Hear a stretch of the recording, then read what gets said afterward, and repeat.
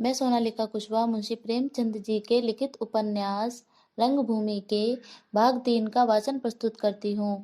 Mister John सेवक का बंगला सिगरा में था। उनके पिता मिस्टर ईश्वर सेवक ने सेना विभाग में पेंशन पाने के बाद वही मकान बनवा लिया था और अब उसके स्वामी थे। इसके आगे उनके पुरखों का पता नहीं चलता और न हमें उसकी खोज करने की विशेष जरूरत है। हाँ, इतनी बात अवश्य निश्चित है कि प्रभु ईसा की शरण जाने का गौरव ईश्वर सेवक को नहीं, उनके पिता को था। ईश्वर सेवक को अब भी अपना बाल्य जीवन कुछ कुछ याद आता था, जब वह अपनी माता के साथ गंगा स्नान को जाया करते थे। माता की दाह क्रिया की स्मृति भी अभी न भूली थी। माता के देहांत के बाद उन्हें याद आता था कि मेरे घर में कई सैनिक घुस आए थे और मेरे पिता को पकड़कर ले गए थे। इसके बाद स्मृति विश्रृंखल हो जाती थी। हाँ, उनके गोरे रंग और आकृति से यह सहज ही अनुमान किया जा सकता था कि वह उच्च वंशीय थे और कदाचित इसी सूबे में उनका पूर्ण निवास था। यह बंगला उस जमाने में बना था जब सिगरा में भूमि का इतना आदर न था। अहाते में फूल पत्तियों की जगह शाक भाजी और फलों के वृक्ष थे। यहाँ तक कि गमलों में भी सुरुचि की अपेक्षा उपयोगिता पर अधिक ध्यान दिया गया था। बेलें, परवल, कद्दू, कुंदरू, सेम आदि की थी, जिनसे बंगले की शोभा होती थी और फल भी मिलता था। एक किनारे खपरेल का बरामदा था जिसमें गाय भैंस पली हुई थी। दूसरी ओर अस्तबल था। मोटर का शौक न बाप को था न बेटे को। फिटन रखने में किफायत भी थी और आराम भी। ईश्वर सेवक को तो मोटर से चिढ़ थी। उनके शोर से उनकी शांति में विघ्न पड़ता था। फिटन का घोड़ा अहाते में एक लंबी रस्सी से बांधकर छोड़ दिया जाता था। अस्तबल में अस्तबल से बाघ के लिए खाद निकल जाती थी और केवल इस साइज से काम चल जाता था। ईश्वर सेवक गृह प्रबंध में निपुण थे और गृह कार्यों में उनका उत्साह लेश मात्र भी कम ना हुआ था। उनकी आराम कुर्सी बंगले के सायबान में पड़ी रहती थी। उस पर वह सुबह से शाम तक बैठे जॉन सेवक की फिजूल खर्ची और घर की बर्बादी का रोना रोया करते थे। वह अब भी नियमित रूप से पुत्रा को घंटे 2 घंटे उपदेश दिया करते थे और शायद इसी उपदेश का फल था कि जॉन सेवक का धान और मान दिनों दिन बढ़ता जाता था। किफायत उनके जीवन का मूल तत्व था और इसका उल्लंघन उन्हें असह्य था। वह अपने घर में ध्यान का अपव्यय नहीं देख सकते थे, चाहे वह किसी मेहमान ही का धान क्यों ना हो। धर्मानुरोगी इतने थे कि बिला नागा दोनों वक्त गिरजाकर जाते। उनकी अपनी अलग सवारी थी। एक आदमी इस तामझाम को खींचकर गिरजाघर के द्वार तक पहुंचा आया करता था। वहां पहुंचकर ईश्वर सेवक उसे तुरंत घर लौटा देते थे। गिरजा के अहाते में तामझाम की रक्षा के लिए किसी आदमी के बैठे रहने की जरूरत न थी। घर आकर वह आदमी और कोई काम कर सकता था। बहुधा उसे लौटाते समय वह काम भी बतलाया करते थे। 2 घंटे बाद वह आदमी जाकर उन्हें खींच लाता था। लौटती बार वह यथासाध्य खाली हाथ न लौटते थे। कभी 2-4 पपीते मिल जाते, कभी नारंगियां, कभी सेर, आधा सेर, मकोए। पादरी उनका बहुत सम्मान करता था। उनकी सारी उम्मत में इतना वयोवृद्ध और दूसरा आदमी न था उस पर धर्म का इतना प्रेमी। वह उसके धर्मोपदेशों को जितनी तन्मयता से तो सुनते थे और जितनी भक्ति से कीर्तन में भाग लेते थे, वह आदर्श कहीं जा सकती थी। प्रातः काल था। लोग जलपान करके या छोटी हाजिरी खाकर मेज पर से उठे थे। मिस्टर जॉन सेवक ने गाड़ी तैयार करने का हुक्म दिया। ईश्वर सेवक ने अपनी कुर्सी पर बैठे बैठे चाय का प्याला पिया था और झुंझला रहे थे कि इसमें शक्कर क्यों इतनी झोंक दी गई है। शक्कर कोई नियामत नहीं कि पेट फाड़कर खाई जाए। एक तो मुश्किल से पचती है, दूसरे इतनी महंगी। इसकी आधी शक्कर चाय को मजेदार बनाने के लिए काफी थी। अंदाज से काम करना चाहिए। शक्कर कोई पेट भरने की चीज नहीं है।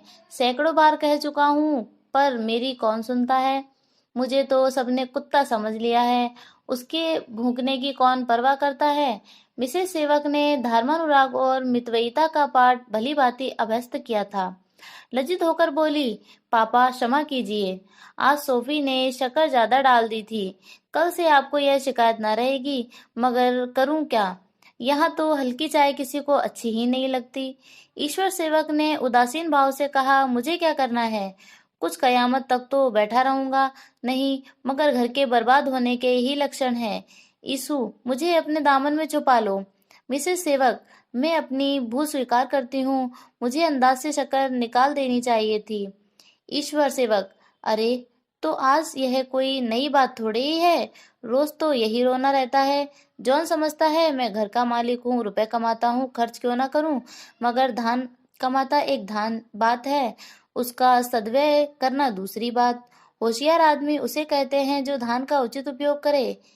इधार से लाकर उधार खर्च कर दिया तो क्या फायदा? इससे तो न लाना ही अच्छा। समझाता ही रहा, पर इतनी ऊंची रास का घोड़ा ले लिया, इसकी क्या जरूरत थी? तुम्हें घुड़दौड़ नहीं करना है, एक टट्टू से काम चला सकता था। यही ना कि औरों के घोड़े आगे निकल जाते, तो इसमें तुम्हारी क्या शेकी मारी जाती थी? कहीं दूर जाना नहीं पड़ता। टट्टू होता 6 शेर की जगह 2 शेर खाना खाता। आखिर 4 शेर दाना व्यर्थ ही जाता है ना। मगर मेरी कौन सुनता है। यीशु, मुझे अपने दामन में छुपा। सोफी, यहाँ आ बेटी, कला में पाक सुना। सोफिया प्रभु सेवक के कमरे में बैठी हुई उनसे मसीह के इस कथन पर शंका कर रही थी।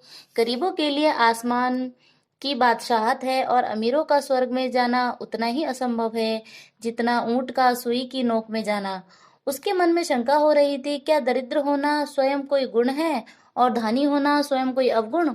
उसकी बुद्धि इस कथन की सार्थकता को ग्रहण न कर सकती थी। क्या मसीहा ने केवल अपने भक्तों को खुश करने के लिए ही दान की इतनी निंदा की है?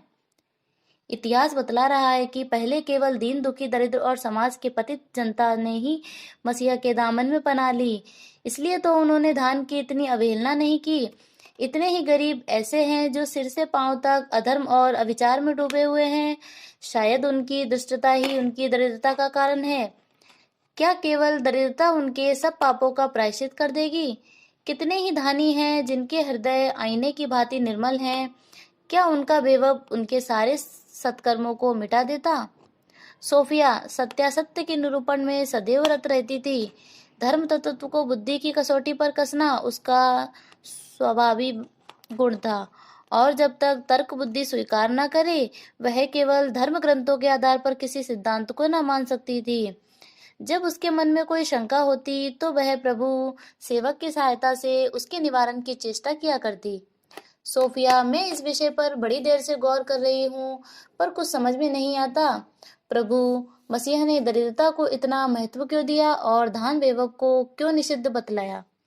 प्रभु सेवक जाकर मसीह से पूछा, सोफिया, तुम क्या समझते हो? प्रभु सेवक, मैं कुछ नहीं समझता। मैं कुछ और न कुछ समझना ही चाहता हूँ। भोजन, निद्रा और विनोद, ये ही मनुष्य जीवन के 3 तत्व हैं। इसके सिवा सब गोरख धंधा है। मैं धर्म को बुद्धि से बिल्कुल अलग समझता हूँ। धर्म को तोलने के लिए बुद्धि उतनी ही अनुपयुक्त है जितना बैंगन तोलने के लिए सुनार का कांटा। धर्म धर्म है, बुद्धि बुद्धि। या तो धर्म का प्रकाश इतना तेजोमय है कि बुद्धि की आंखें चौंधिया जाती हैं, या इतना घोर अंधकार है कि बुद्धि को कुछ नजर नहीं आता। इन झगड़ों में व्यर्थ से खपाती हो। सुना, आज पापा चलते चलते क्या कहे गए? सोफिया, नहीं, मेरा ध्यान उधर न था। प्रभु सेवक, यही कि मशीनों के लिए शीघ्र ऑर्डर दे दो। उस जमीन को लेने का इन्होंने निश्चय कर लिया। उसका मौका बहुत पसंद आया। चाहते हैं कि जल्द से जल्द बुनियाद पड़ जाए, लेकिन मेरा जी इस काम से घबराता है। मैंने यह व्यवसाय सीखा तो, पर सच पूछो तो मेरा दिल वहां न लगता था। अपना समय दर्शन, साहित्य, काव्य की सैर में काटता था। वहां के बड़े बड़े विद्वानों और साहित्य प्रेमियों से, साहित्य सेवियों से वार्तालाप करने में जो आनंद मिलता था, वह कारखाने में कहाँ नसीब था। सच पूछो तो मैं इसलिए वहां गया ही था। अब घोर संकट में पड़ा हूँ। अगर इस काम में हाथ नहीं लगाता तो पापा को दुख होगा। वह समझेंगे कि मेरे हजारों रुपए पानी में गिर गए। शायद मेरी सूरत से घृणा करने लगे। काम शुरू करता हूँ तो वह भय लगता है, कहीं मेरी बेदिलगी से लाभ के बदले हानि ना हो। मुझे इस काम में जरा भी उत्साह नहीं। मुझे तो रहने को एक झोपड़ी चाहिए और दर्शन तथा साहित्य का एक अच्छा सा पुस्तकालय, और किसी वस्तु की इच्छा नहीं रखता। यह लो, दादा को तुम्हारी याद आ गई? जाओ, नहीं तो वह यहाँ आ पहुंचेंगे और व्यर्थ ही बकवास से घंटों समय नष्ट। सोफिया, यह विपत्ति मेरे सिर बुरी पड़ी है। जहाँ पढ़ने कुछ बैठी कि उनका बुलावा पहुंचा। आजकल उत्पत्ति की कथा पढ़वा रहे हैं। मुझे एक एक शब्द पर शंका होती है। कुछ बोलूं तो बिगड़ जाए, बिल्कुल बेकार करनी पड़ती है। मिसेस सेवक बेटी को बुलाने आ रही थी। अंतिम शब्द उनके कानों में पड़ गए। तिलमिला गई, आकर बोली, बेशक ईश्वर ग्रंथ पढ़ना बेकार है, मसीहा का नाम लेना पाप है। मुझे तो उस भिखारी अंधे की बातों में आनंद आता है, हिंदुओं के गपोड़े पढ़ने में तेरा जी लगता है। ईश्वर वाक्य तो मेरे लिए जहर है। खुदा जाने तेरे दिमाग में यह शब्द कहाँ से समा गया। जब देखती हूँ तुझे अपने पवित्र धर्म की निंदा ही करते देखती हूँ। तो अपने मन में भले ही समझ ले कि ईश्वर वाक्य कपोल कल्पना है, लेकिन अंधे की आंखों में अगर सूर्य का प्रकाश न पहुंचे तो सूर्य का दोष नहीं, अंधे की आंखों का ही दोष है। आज 3/4 दुनिया जिस महात्मा के नाम पर जान देती है, जिस महान आत्मा की अमृतवाणी आज सारी दुनिया को जीवन प्रदान कर रही है, उससे यदि तेरा मन विमुख हो रहा है तो यह तेरा दुर्भाग्य है और तेरी दुर्बुद्धि है। खुदा तेरे हाल पर रहम करे। सोफिया, महात्मा ईसा के प्रति कभी मेरे मुख से कोई अनुचित शब्द नहीं निकला। मैं उन्हें धर्म त्याग और सदाचार का अवतार समझता हूँ, लेकिन उनके प्रति श्रद्धा रखने का यह आशय नहीं है कि भक्तों से उनके उपदेशों में जो असंगत बातें भर दी हैं, हाँ, या उनके नाम से जो विभूतियां प्रसिद्ध कर रखी हैं, उन पर भी ईमान लाऊं। और यह अनर्थ कुछ प्रभु मसीह ही के साथ नहीं किया गया, संसार के सभी महात्माओं के साथ यही अनर्थ किया गया है। मिसेस सेवक, तुझे ईश्वर ग्रंथ के प्रत्येक शब्द पर ईमान लाना पड़ेगा, वरना तू अपनी गणना प्रभु मसीह के भक्तों में नहीं कर सकती। सोफिया, तो मैं मजबूर होकर अपने को उनकी उम्मत से बाहर समझूंगी, क्योंकि बाइबल के प्रत्येक शब्द पर ईमान लाना मेरे लिए असंभव है। मिसेस सेवक, तू विद्याधर्मिणी और भ्रष्टा है।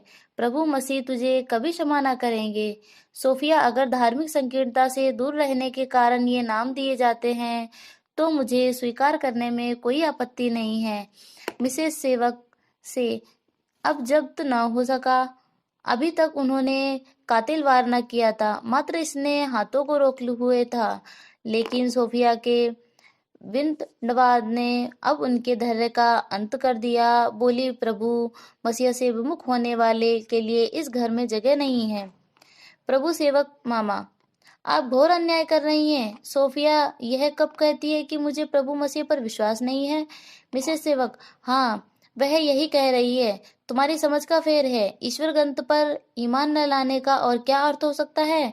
मुझे प्रभु मसीह के अलौकिक कृत्यों पर अविश्वास और उनके नैतिक उपदेशों पर शंका है। यह उनके प्रायश्चित के तत्व को नहीं मानती, उनके पवित्र आदेशों को स्वीकार नहीं करती। प्रभु सेवक, मैंने इसे मसीह के आदेशों का उल्लंघन करते कभी नहीं देखा। सोफिया, धार्मिक विषयों में मैं अपनी विवेक बुद्धि के सिवा और किसी के आदेशों को नहीं मानती।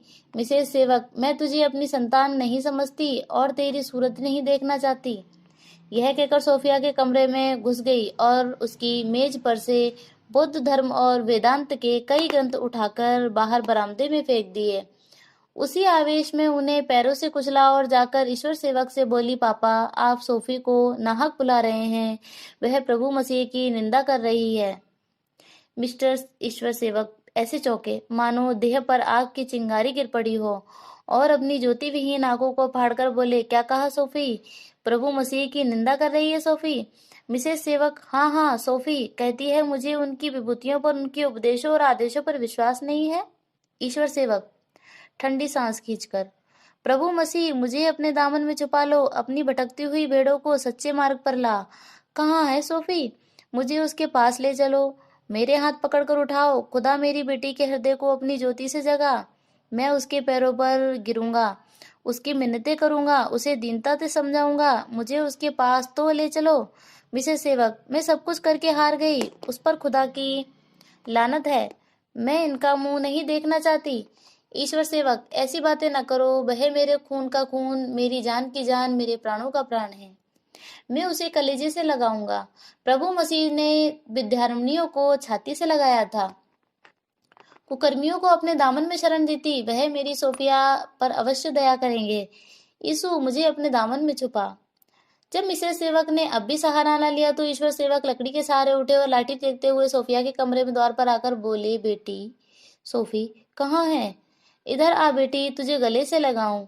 मेरी मसीह खुदा का दुलारा बेटा था, तीनों का सहायक, निर्बलों का रक्षक, दरिद्रों का मित्र, डूबतों का सहारा, पापियों का उद्धारक, सुखियों का पार लगाने वाला।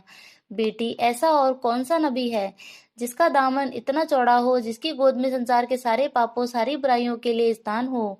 वही एक ऐसा नबी है जिसने दुरात्माओं को, अधर्मियों को, पापियों को मुक्ति की शुभ सूचना दी। नहीं तो हम जैसे मलिन आत्माओं के लिए मुक्ति कहाँ थी? हमें उबारने वाला कौन था? यह कहकर उन्होंने सोफी को हृदय से लगा लिया। माता के कठोर शब्दों ने उसके निर्बल क्रोध को जागृत कर दिया। अपने कमरे में आकर रो पड़ी। बार बार मन उद्गिल हो उठता, सोचती थी, अभी इसी क्षण इस घर से निकल जाऊं। क्या इस अनंत संसार में मेरे लिए जगह नहीं है? मैं परिश्रम कर सकती हूँ, अपना भार आप संभाल सकती हूँ। आत्म स्वास्थ्य तंत्र का खून करके अगर जीवन की चिंताओं से निवृत्त हुई तो क्या मेरी आत्मा इतनी तुच्छ वस्तु नहीं कि उधर पालने के लिए उसकी हत्या कर दी? प्रभु सेवक को अपनी बहन से सहानुभूति थी, धर्म पर उन्हें उससे कहीं कम श्रद्धा थी, किंतु वह अपने स्वतंत्रता विचारों को अपने मन में ही संचित रखते थे, गिरजा चले जाते थे, पारिवारिक प्रार्थनाओं में भाग लेते थे, यहाँ तक कि धार्मिक भजन भी गा लेते थे। वह धर्म को गंभीर विचार के क्षेत्र से बाहर समझते थे। वह गिरजा उसी भाव से जाते थे जैसे थिएटर देखने जाते। पहले अपने कमरे से झांककर देखा कि कहीं माता तो नहीं देख रही, नहीं तो मुझ पर वज्र प्रहार होने लगेंगे। तब चुपके से सोफिया के पास आए और बोले, सोफी क्यों नादान बनती हो? सांप के मुंह में उंगली डालना कौन सी बुद्धिमानी है? अपने मन में जो विचार रख, जिन बातों को जी नहीं चाहे मानो, जिनको जी चाहे न मानो। इस तरह ढिंढोरा पीटने से क्या फायदा? समाज में नक्कू बनने की क्या जरूरत है? कौन तुम्हारे दिल के अंदर देखने चाहता है? सोफिया ने भाई को अवहेलना की दृष्टि से देखकर कहा, धर्म के विषय में मैं कर्म को वचन के अनुरूप ही रखना चाहती हूँ दोनों से एक ही स्वर निकले। धर्म का स्वांग भरना मेरी क्षमता से बाहर है। आत्मा के लिए मैं संसार के सारे दुख झेलने को तैयार हूँ। अगर मेरे लिए इस घर में स्थान नहीं है तो ईश्वर का बनाया हुआ विस्तृत संसार तो है, कहीं भी अपना निर्वाह कर सकती हूँ।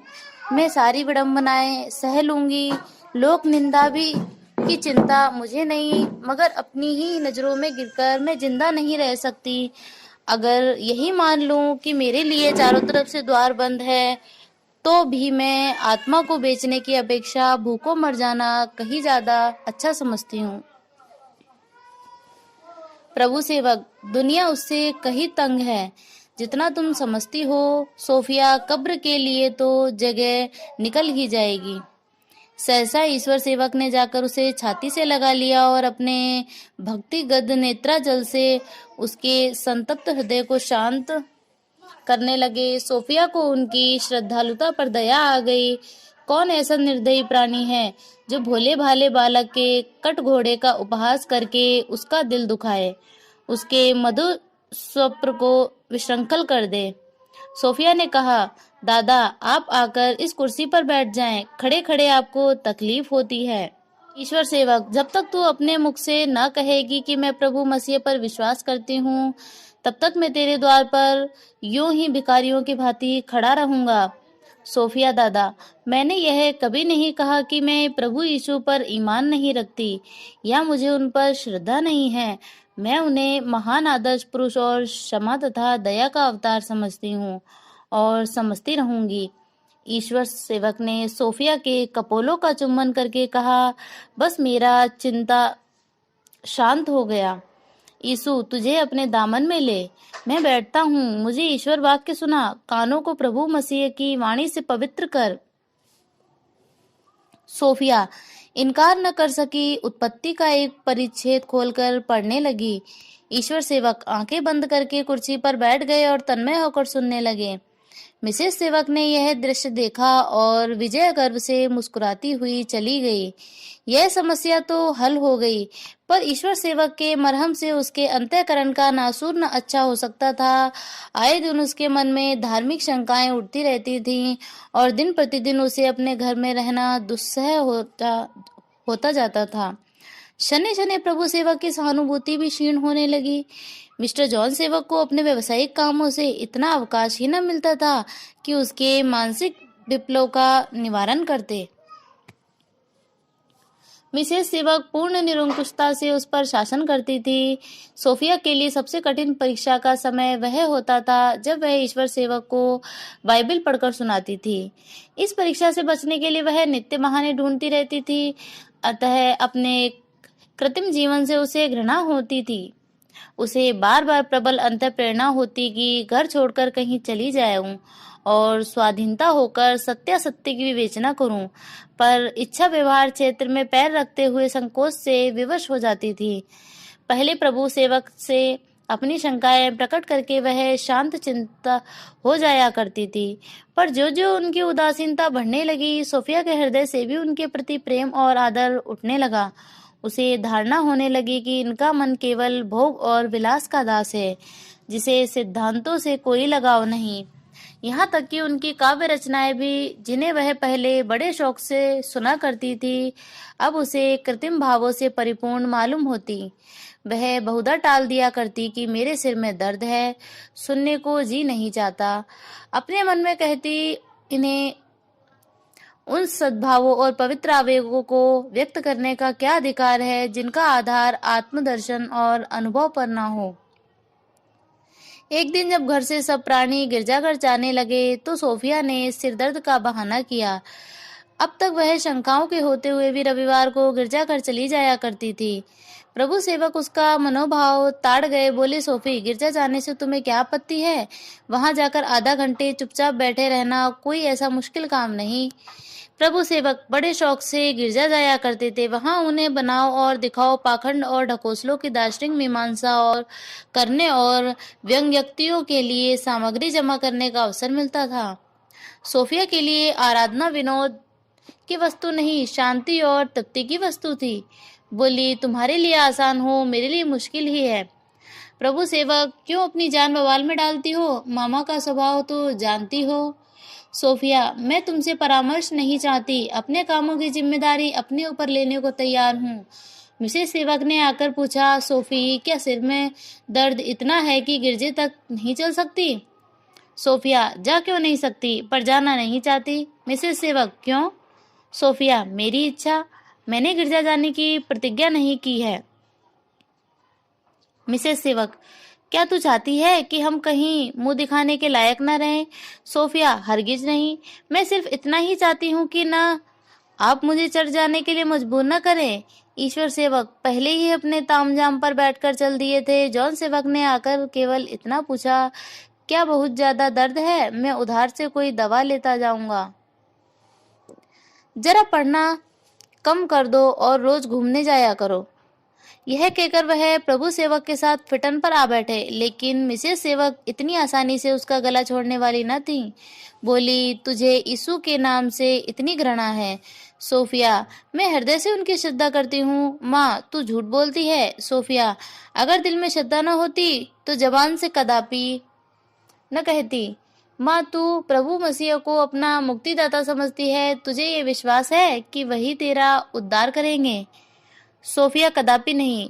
मेरा विश्वास है कि मेरी मुक्ति, अगर मुक्ति हो सकती है, तो मेरे कर्मों से होगी। माँ, तेरे कर्मों से तेरे मुख में कालिक लगेगी, मुक्ति ना होगी। यह कहकर मिसेस सेवक फिटन पर जा बैठी। संध्या हो गई थी। सड़क पर ईसाइयों के दल कोई ओवरकोट पहने, कोई माघ की ठंड से सुकड़े हुए खुश गिरजे जा रहे थे, पर सोफिया को सूर्य की मलिन ज्योति भी असह्य हो रही थी। वह एक ठंडी सांस खींचकर बैठ गई। तेरे कर्मों से तेरे मुख में कालिक लगेगी, ये शब्द उसके अंतःकरण को भाले के समान बेधाने लगे। सोचने लगी, मेरी स्वार्थ सेवा का यही उचित दंड है। मैं भी केवल रोटियों के लिए अपनी आत्मा की हत्या कर रही हूँ, अपमान और अनादर के झोंके सह रही हूँ। इस घर में कौन मेरा हितैषी है? कौन है जो मेरे मरने की खबर पाकर आंसू की 4 बूंदें गिरा दे? शायद मेरे मरने से लोगों को खुशी होगी। मैं इनकी नजरों में इतनी गिर गई हूँ कि मेरे जीवन का धिक्कार है। मैंने देखे हैं हिंदू घरानों में भिन्न भिन्न मतों के प्राणी कितने प्रेम से रहते हैं। बाप सनातन धर्मावलंबी है तो बेटा आर्य समाजी, पति ब्रह्म समाज में है तो स्त्री पाषाण पूजकों में। सब अपने अपने धर्म का पालन करते हैं, कोई किसी से नहीं बोलता। हमारे यहाँ आत्मा कुचली जाती है, फिर भी यह दावा है कि हमारी शिक्षा और सभ्यता विचार स्वातंत्र के पोषक हैं तो हमारे यहाँ भी उदार विचारों के लोग, प्रभु सेवक ही उनकी एक मिसाल है। पर इनकी उदारता यथार्थ में विवेक शून्यता है। ऐसे उदार प्राणियों से तो अनुदार ही अच्छे हैं। इनमें कुछ विश्वास तो है, निरे बहुरूपीय तो नहीं है। आखिर मामा अपने दिल में क्या समझती है कि बात बात पर वांग वाणों से छेदने लगती है। उनके दिल में यही विचार होगा कि इसे कहीं और ठिकाना नहीं है, कोई इसका पूछने वाला नहीं है। मैं इन्हें दिखा दूंगी कि मैं अपने पैरों पर खड़ी हो सकती हूँ। अब इस घर में रहना नरकवास के समान है। इस बेहयाई की रोटी खाने से भूखों मर जाना अच्छा है। भला से लोग हंसेंगे, आजाद तो हो जाऊंगी, किसी के ताने महने तो न सुनने पड़ेंगे। सोफिया उठी और मन में कोई स्थान निश्चित किए बिना ही अहाते से बाहर निकल आई। उस घर की वायु उसे दूषित मालूम होती थी। वह आगे बढ़ती जाती थी, पर दिल में लगातार प्रश्न हो रहा था, कहाँ जाऊं?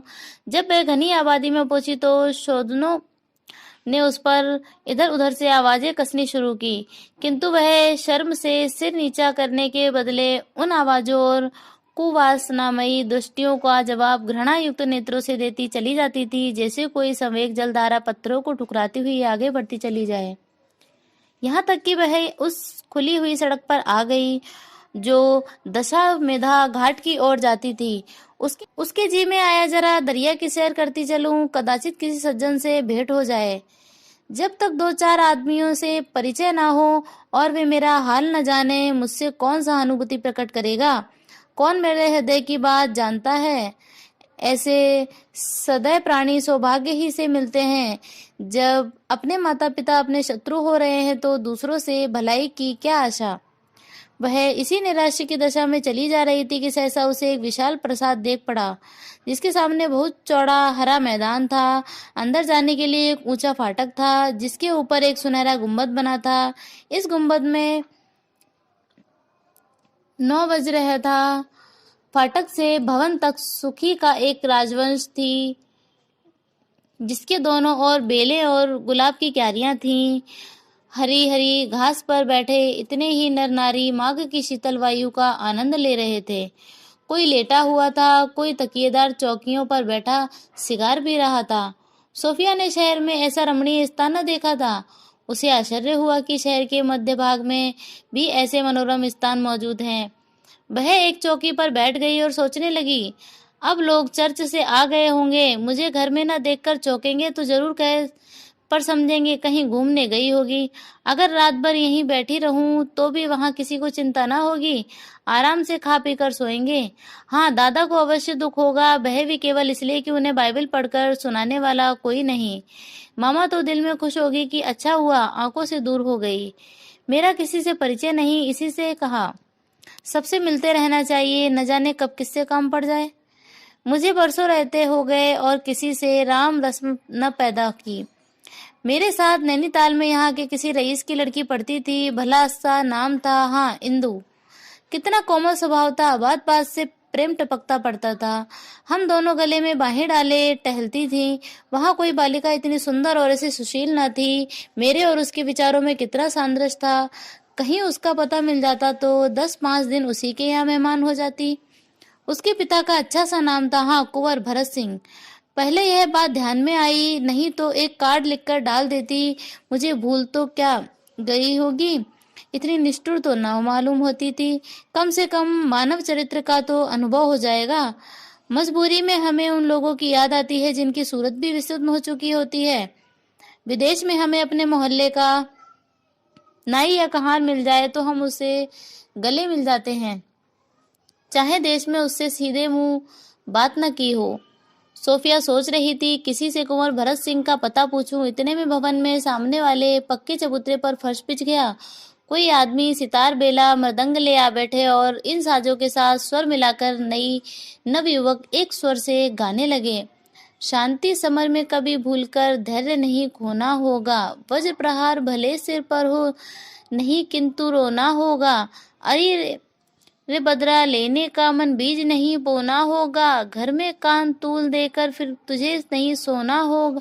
देश दाग को रुधिर वारी से हर्षित हो धोना होगा। देश कार्य की सारी गठरी सिर पर रखकर ढोना होगा। आंखें लाल, भौवें टेढ़ी कर क्रोध नहीं करना होगा। बलि वेदी पर तुझे हर्ष से चढ़कर कट मरना होगा। नश्वर है नरदेह, मौत से कभी नहीं डरना होगा। सत्य मार्ग को छोड़ स्वार्थ पथ पे पैर नहीं धरना होगा। होगी निश्चय जीत धर्म की, यही भाव भरना होगा। मातृभूमि के लिए जगत में जीना और मरना होगा। संगीत में न ललित था न माधुर्य, पर वह शक्ति, वह जागृति भरी हुई थी जो सामूहिक संगीत का गुण है। आत्मसमर्पण और उत्कर्ष का पवित्र संदेश विराट आकाश में, नील गगन में और सोफिया के अशांत हृदय में गूंजने लगा। वह अब तक धार्मिक विवेचन ही में रत रहती थी। राष्ट्रीय संदेश सुनने का अवसर उसे कभी न मिला था। उसके रोम रोम से वही ध्वनि दीपक से ज्योति के समान निकलने लगी। मातृभूमि के लिए जगत में जीना हो मरना होगा। उसके मन में एक तरंग उठी कि मैं भी जाकर गाने वालों के साथ गाने लगती। भांति भांति के उद्गार उठने लगे और मैं किसी दूसरे देश में जाकर भारत का आता नाच सुनाती। यही खड़ी होकर कह दूं, मैं अपने को भारत सेवा के लिए समर्पित करती हूँ। अपने जीवन के उद्देश्य पर एक व्याख्यान देती। हम भाग्य के दुखड़े रोने के लिए, अपनी अवनत दशा पर आंसू बहाने के लिए नहीं बनाए गए हैं। समा बंधा हुआ था। सोफिया के हृदय की आंखों के सामने इन्हीं भावों के चित्र नृत्य करते हुए मालूम होते थे। अभी संगीत की ध्वनि गूंज ही रही थी कि अकस्मात उसी अहाते के अंदर एक खपरेल के मकान में आग लग गई। जब तक लोग उधर दौड़े, अग्नि की ज्वाला प्रचंड हो गई। सारा मैदान जगमगा उठा। वृक्ष और पौधों प्रदीप्त प्रकाश के सागर में नहा उठे। गाने वालों ने तुरंत अपने अपने साज वहीं छोड़े, धोतियां ऊपर उठाईं, आस्तीनें चढ़ाईं और आग बुझाने दौड़े। भवन से और भी कितने ही युवक निकले। कोई कुएं से पानी लाने दौड़ा, कोई आग के मुंह में घुसकर अंदर की चीजें निकाल कर बाहर फेंकने लगा। लेकिन कहीं वह उतावलापन, वह घबराहट, वह भगदड़, वह कुहराम, वह दौड़ो दौड़ो का शोर, वह स्वयं कुछ न करके दूसरों को हुक्म देने का गुल न था, जो ऐसी देवी आपदाओं के समय साधारणतः हुआ करता है। सभी आदमी ऐसे सुचारू और सुव्यवस्थित रूप से अपना अपना काम कर रहे थे कि एक बूंद पानी भी व्यर्थ न गिरने पाता था और अग्नि का वेग प्रति क्षण घटता जाता था। लोग इतनी निर्भयता से आग में कूदते थे मानो वह जल कुंड है। अभी अग्नि का वेग पूर्णतः शांत न हुआ था कि दूसरी तरफ से आवाज आई, दौड़ो दौड़ो, आदमी डूब रहा है। भवन के दूसरी ओर एक पक्की बावड़ी थी जिसके किनारे झाड़ियां लगी हुई थी। तट पर एक छोटी सी नौका खूंटी से बंधी हुई पड़ी थी। आवाज सुनते ही आग बुझाने वाले दल से कई आदमी निकलकर बावली की तरफ लपके और डूबने वाले को बचाने के लिए पानी में कूद पड़े। उनके कूदने की आवाज धाम धाम सोफिया के कानों में आई। ईश्वर का यह कैसा प्रकोप कि एक ही साथ दोनों प्रधान तत्वों में विप्लव और एक ही स्थान पर वह उठकर बावली की ओर जाना ही चाहती थी कि अचानक उसने एक आदमी को पानी का डोल लिए फिसलकर जमीन पर गिरते देखा। चारों ओर अग्नि शांत हो गई थी, पर जहां वह आदमी गिरा था वहां अब तक अग्नि बड़े बेग से धाधक रही थी। अग्नि ज्वाला विकराल मुंह खोले उस अभागे मनुष्य की तरफ लपकी। आग की लपटें उसे निकल जाती, पर सोफिया विद्युत गति से ज्वाला की तरफ दौड़ी और उस आदमी को खींचकर बाहर निकाल लाई। यह सब कुछ क्षण मात्र में हो गया। अभागे की जान बच गई, लेकिन सोफिया का कोमल गात आग की लपट से झुलस गया। वह ज्वालाओं के घेरे से बाहर आते ही अचेत होकर जमीन पर गिर पड़ी। सोफिया ने 3 दिन तक आंखें न खोली। मन न जाने किन लोकों में भ्रमण किया करता था। कभी अद्भुत, कभी भयावह दृश्य दिखाई देते। कभी ईसा की सौम्य मूर्ति आंखों के सामने आ जाती, कभी किसी विदुषी महिला के चंद्रमुख के दर्शन होते, जिन्हें यह सेंट मेरी समझती। चौथे दिन प्रातःकाल उसने आंखें खोली तो अपने को एक सजे हुए कमरे में पाया। गुलाब और चंदन की सुगंध आ रही थी। उसके सामने कुर्सी पर वही महिला बैठी हुई थी जिन्हें उसने सुषुप्तावस्था में सेंट मेरी समझा था, और सिरहाने की ओर एक वृद्ध पुरुष बैठे थे जिनकी आंखों में दया टपकी पड़ती थी। इन्हीं को कदाचित उसने अर्ध चेतना की दशा में ईसा समझा था। स्वप्न की रचना स्मृतियों की पुनरावृत्ति मात्रा होती है। सोफिया ने क्षीण स्वर में पूछा, मैं कहाँ हूँ, मामा कहाँ है? वृद्ध पुरुष ने कहा, तुम कुंवर भरत सिंह के घर में हो। तुम्हारे सामने रानी साहिबा बैठी हुई है। तुम्हारा जी अब कैसा है? सोफिया, अच्छी हूँ, प्यास लगी है। मामा कहाँ है? पापा कहाँ है? आप कौन हैं? रानी, यह डॉक्टर गांगुली हैं, 3 दिन से तुम्हारी दवा कर रहे हैं। तुम्हारे पापा मामा कौन हैं? सोफिया, पापा का नाम मिस्टर जॉन सेवक है, हमारा बंगला सिगरा में है। डॉक्टर, अच्छा, तुम मिस्टर जॉन सेवक की बेटी हो? हम उसे जानते हैं, अभी बुलाते हैं। रानी, किसी को अभी भेज दूं? सोफिया, कोई जल्दी नहीं है, आ जाएंगे। मैंने जिस आदमी को पकड़कर खींचा था उसकी क्या दशा हुई? रानी, बेटी, यह ईश्वर की कृपा से बहुत अच्छी तरह से है, उसे जरा भी आंच नहीं लगी। वह मेरा बेटा विनय है, अभी आता होगा। तुम्ही ने तो उसके प्राण बचाए। अगर तुम दौड़कर न पहुंच जाती तो आज न जाने क्या होता। मैं तुम्हारे ऋण से कभी मुक्त न पा सकती। तुम मेरे कुल की रक्षा करने वाली देवी हो। सोफिया, जिस घर में आग लगी थी उसके आदमी सब बच गए हैं। रानी, बेटी, यह तो केवल अभिनय था। विनय ने यहाँ एक सेवा समिति बना रखी है। जब शहर में कोई मेला होता है या कहीं से किसी दुर्घटना का समाचार आता है तो समिति वहां पहुंचकर सेवा सहायता करती है। उस दिन समिति की परीक्षा के लिए कुंवर साहब ने यह अभिनय किया था। डॉक्टर कुंवर साहब देवता हैं, कितने गरीब लोगों की रक्षा करते हैं। यह समिति अभी थोड़े दिन हुए बंगाल गई थी। यहाँ सूर्य ग्रहण का स्नान होने वाला है। लाखों यात्री दूर दूर से आएंगे, उसके लिए यह सब तैयारी हो रही है। इतने में एक युवती रमणी आकर खड़ी हो गई। उसके मुख से उज्जवल दीपक के समान प्रकाश की रश्मियां छिटक रही थी। गले में मोतियों के हार के सिवा उसके शरीर पर कोई आभूषण न था। उषा की शुभ्र छटा मूर्तिमान हो गई थी। सोफिया ने उसे एक क्षण भर देखा, तब बोली, इंदु, तुम यहाँ कहाँ? आज कितने दिनों के बाद तुम्हें देखा है। इंदु चौंक पड़ी। 3 दिन से बराबर सोफिया को देख रही थी। ख्याल आता था कि इसे कहीं देखा है, पर कहाँ देखा है यह याद न आती थी। उसकी बातें सुनते स्मृति जागृत हो गई, आंखें चमक उठी, गुलाब खिल गई। बोली, ओहो सोफी, तुम हो? दोनों सखियां गले मिल गईं। यह वही इंदु थी जो सोफिया के साथ नैनीताल में पढ़ती थी। सोफिया को आशा न थी कि इंदु इतने प्रेम से मिलेगी। इंदु कभी पिछली बातें याद करके रोती, कभी हंसती, कभी गले मिल जाती। अपनी माँ से उसका गुणानुवाद करने लगी। माँ उसका प्रेम देखकर फूली न समाती। अंत में सोफिया ने झेपे हुए कहा, इंदु, ईश्वर के लिए अब मेरी और ज्यादा तारीफ न करो, नहीं तो मैं तुमसे न बोलूंगी। इतने दिनों तक कभी एक खत भी न लिखा। मुंह देके का प्रेम करती हो।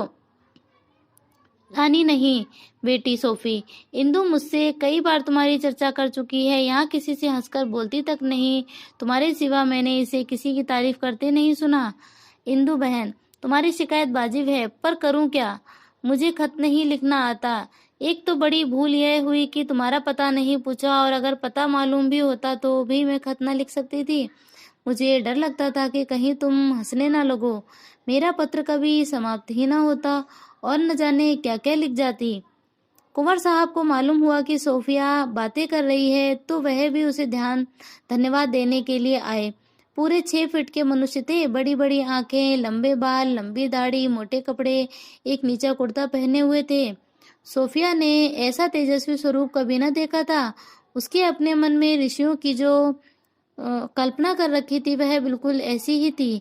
इस विशाल शरीर में बैठी हुई विशाल आत्मा को वह दोनों नेत्रों से ताक रही थी। सोफी ने सम्मान भाव से उठना चाहा, पर कुंवर साहब मधुर सरल स्वर में बोले, बेटी लेटी रहो, तुम्हें उठने में कष्ट होगा। लो मैं बैठ जाता हूँ, तुम्हारे पापा से मेरा परिचय है। पर क्या मालूम था कि तुम मिस्टर सेवक की बेटी हो। मैंने तुम्हें बुलाया है, लेकिन मैं कह देता हूँ, मैं अभी तुम्हें न जाने दूंगा।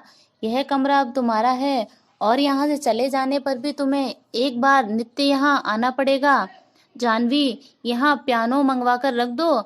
आज मिस सोहराब जी को बुलवाकर सोफिया का एक तेल चित्र खिंचवाओ।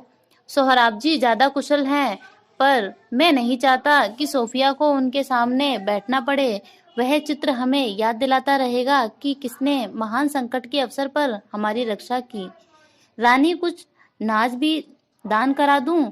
यह कहकर रानी ने डॉक्टर गांगुली की ओर देखकर आंखें भटकाई। कुंवर साहब तुरंत बोले, फिर वही ढकोसले। इस जमाने में जो दरिद्र है उसे दरिद्र होना चाहिए, जो भूखों मरता है उसे भूखों मरना चाहिए। जब घंटे 2 घंटे की मेहनत से खाने भर को मिल सकता है तो कोई सबब नहीं कि क्यों कोई आदमी भूखों मरे। दान ने हमारी जाति में जितने आलसी पैदा कर दिए हैं, उतने सब देशों ने मिलकर भी न पैदा किए होंगे। दान का इतना महत्व क्यों रखा गया, यह मेरी समझ में नहीं आता। रानी, ऋषियों ने भूल की कि तुमसे सलाह न ले ली। कुंवर, हाँ, मैं होता तो साफ कह देता। आप लोग यह आलस्य, कुकर्म और अनर्थ का बीज बो रहे हैं। दान आलस्य का मूल है और आलस्य सब पापों का मूल है, इसलिए दान ही सब पापों का मूल है। कम से कम पोषक तो अवश्य ही है। दान नहीं, अगर जी चाहता तो मैं मित्रों को एक भोज दे दो। डॉक्टर गांगुली, सोफिया, तुम राजा साहब का बात सुनना है। तुम्हारा प्रभु मसीह तो दान को सबसे बढ़कर महत्व देता है। तुम कुंवर साहब से कुछ नहीं कहता? सोफिया ने इंदु की ओर देखा और मुस्कुराकर आंखें नीची कर ली, मानो कह रही थी कि इनका आदर करती हूँ, नहीं तो जवाब देने में असमर्थ नहीं हूँ। सोफिया मन ही मन इन प्राणियों के पारस्परिक प्रेम की तुलना अपने घर वालों से कर रही थी। आपस में इतनी मोहब्बत है, माँ बाप दोनों इंदु पर प्राण देते हैं। एक मैं अभागिनी हूँ कि कोई मूवी नहीं देखना चाहता। 4 दिन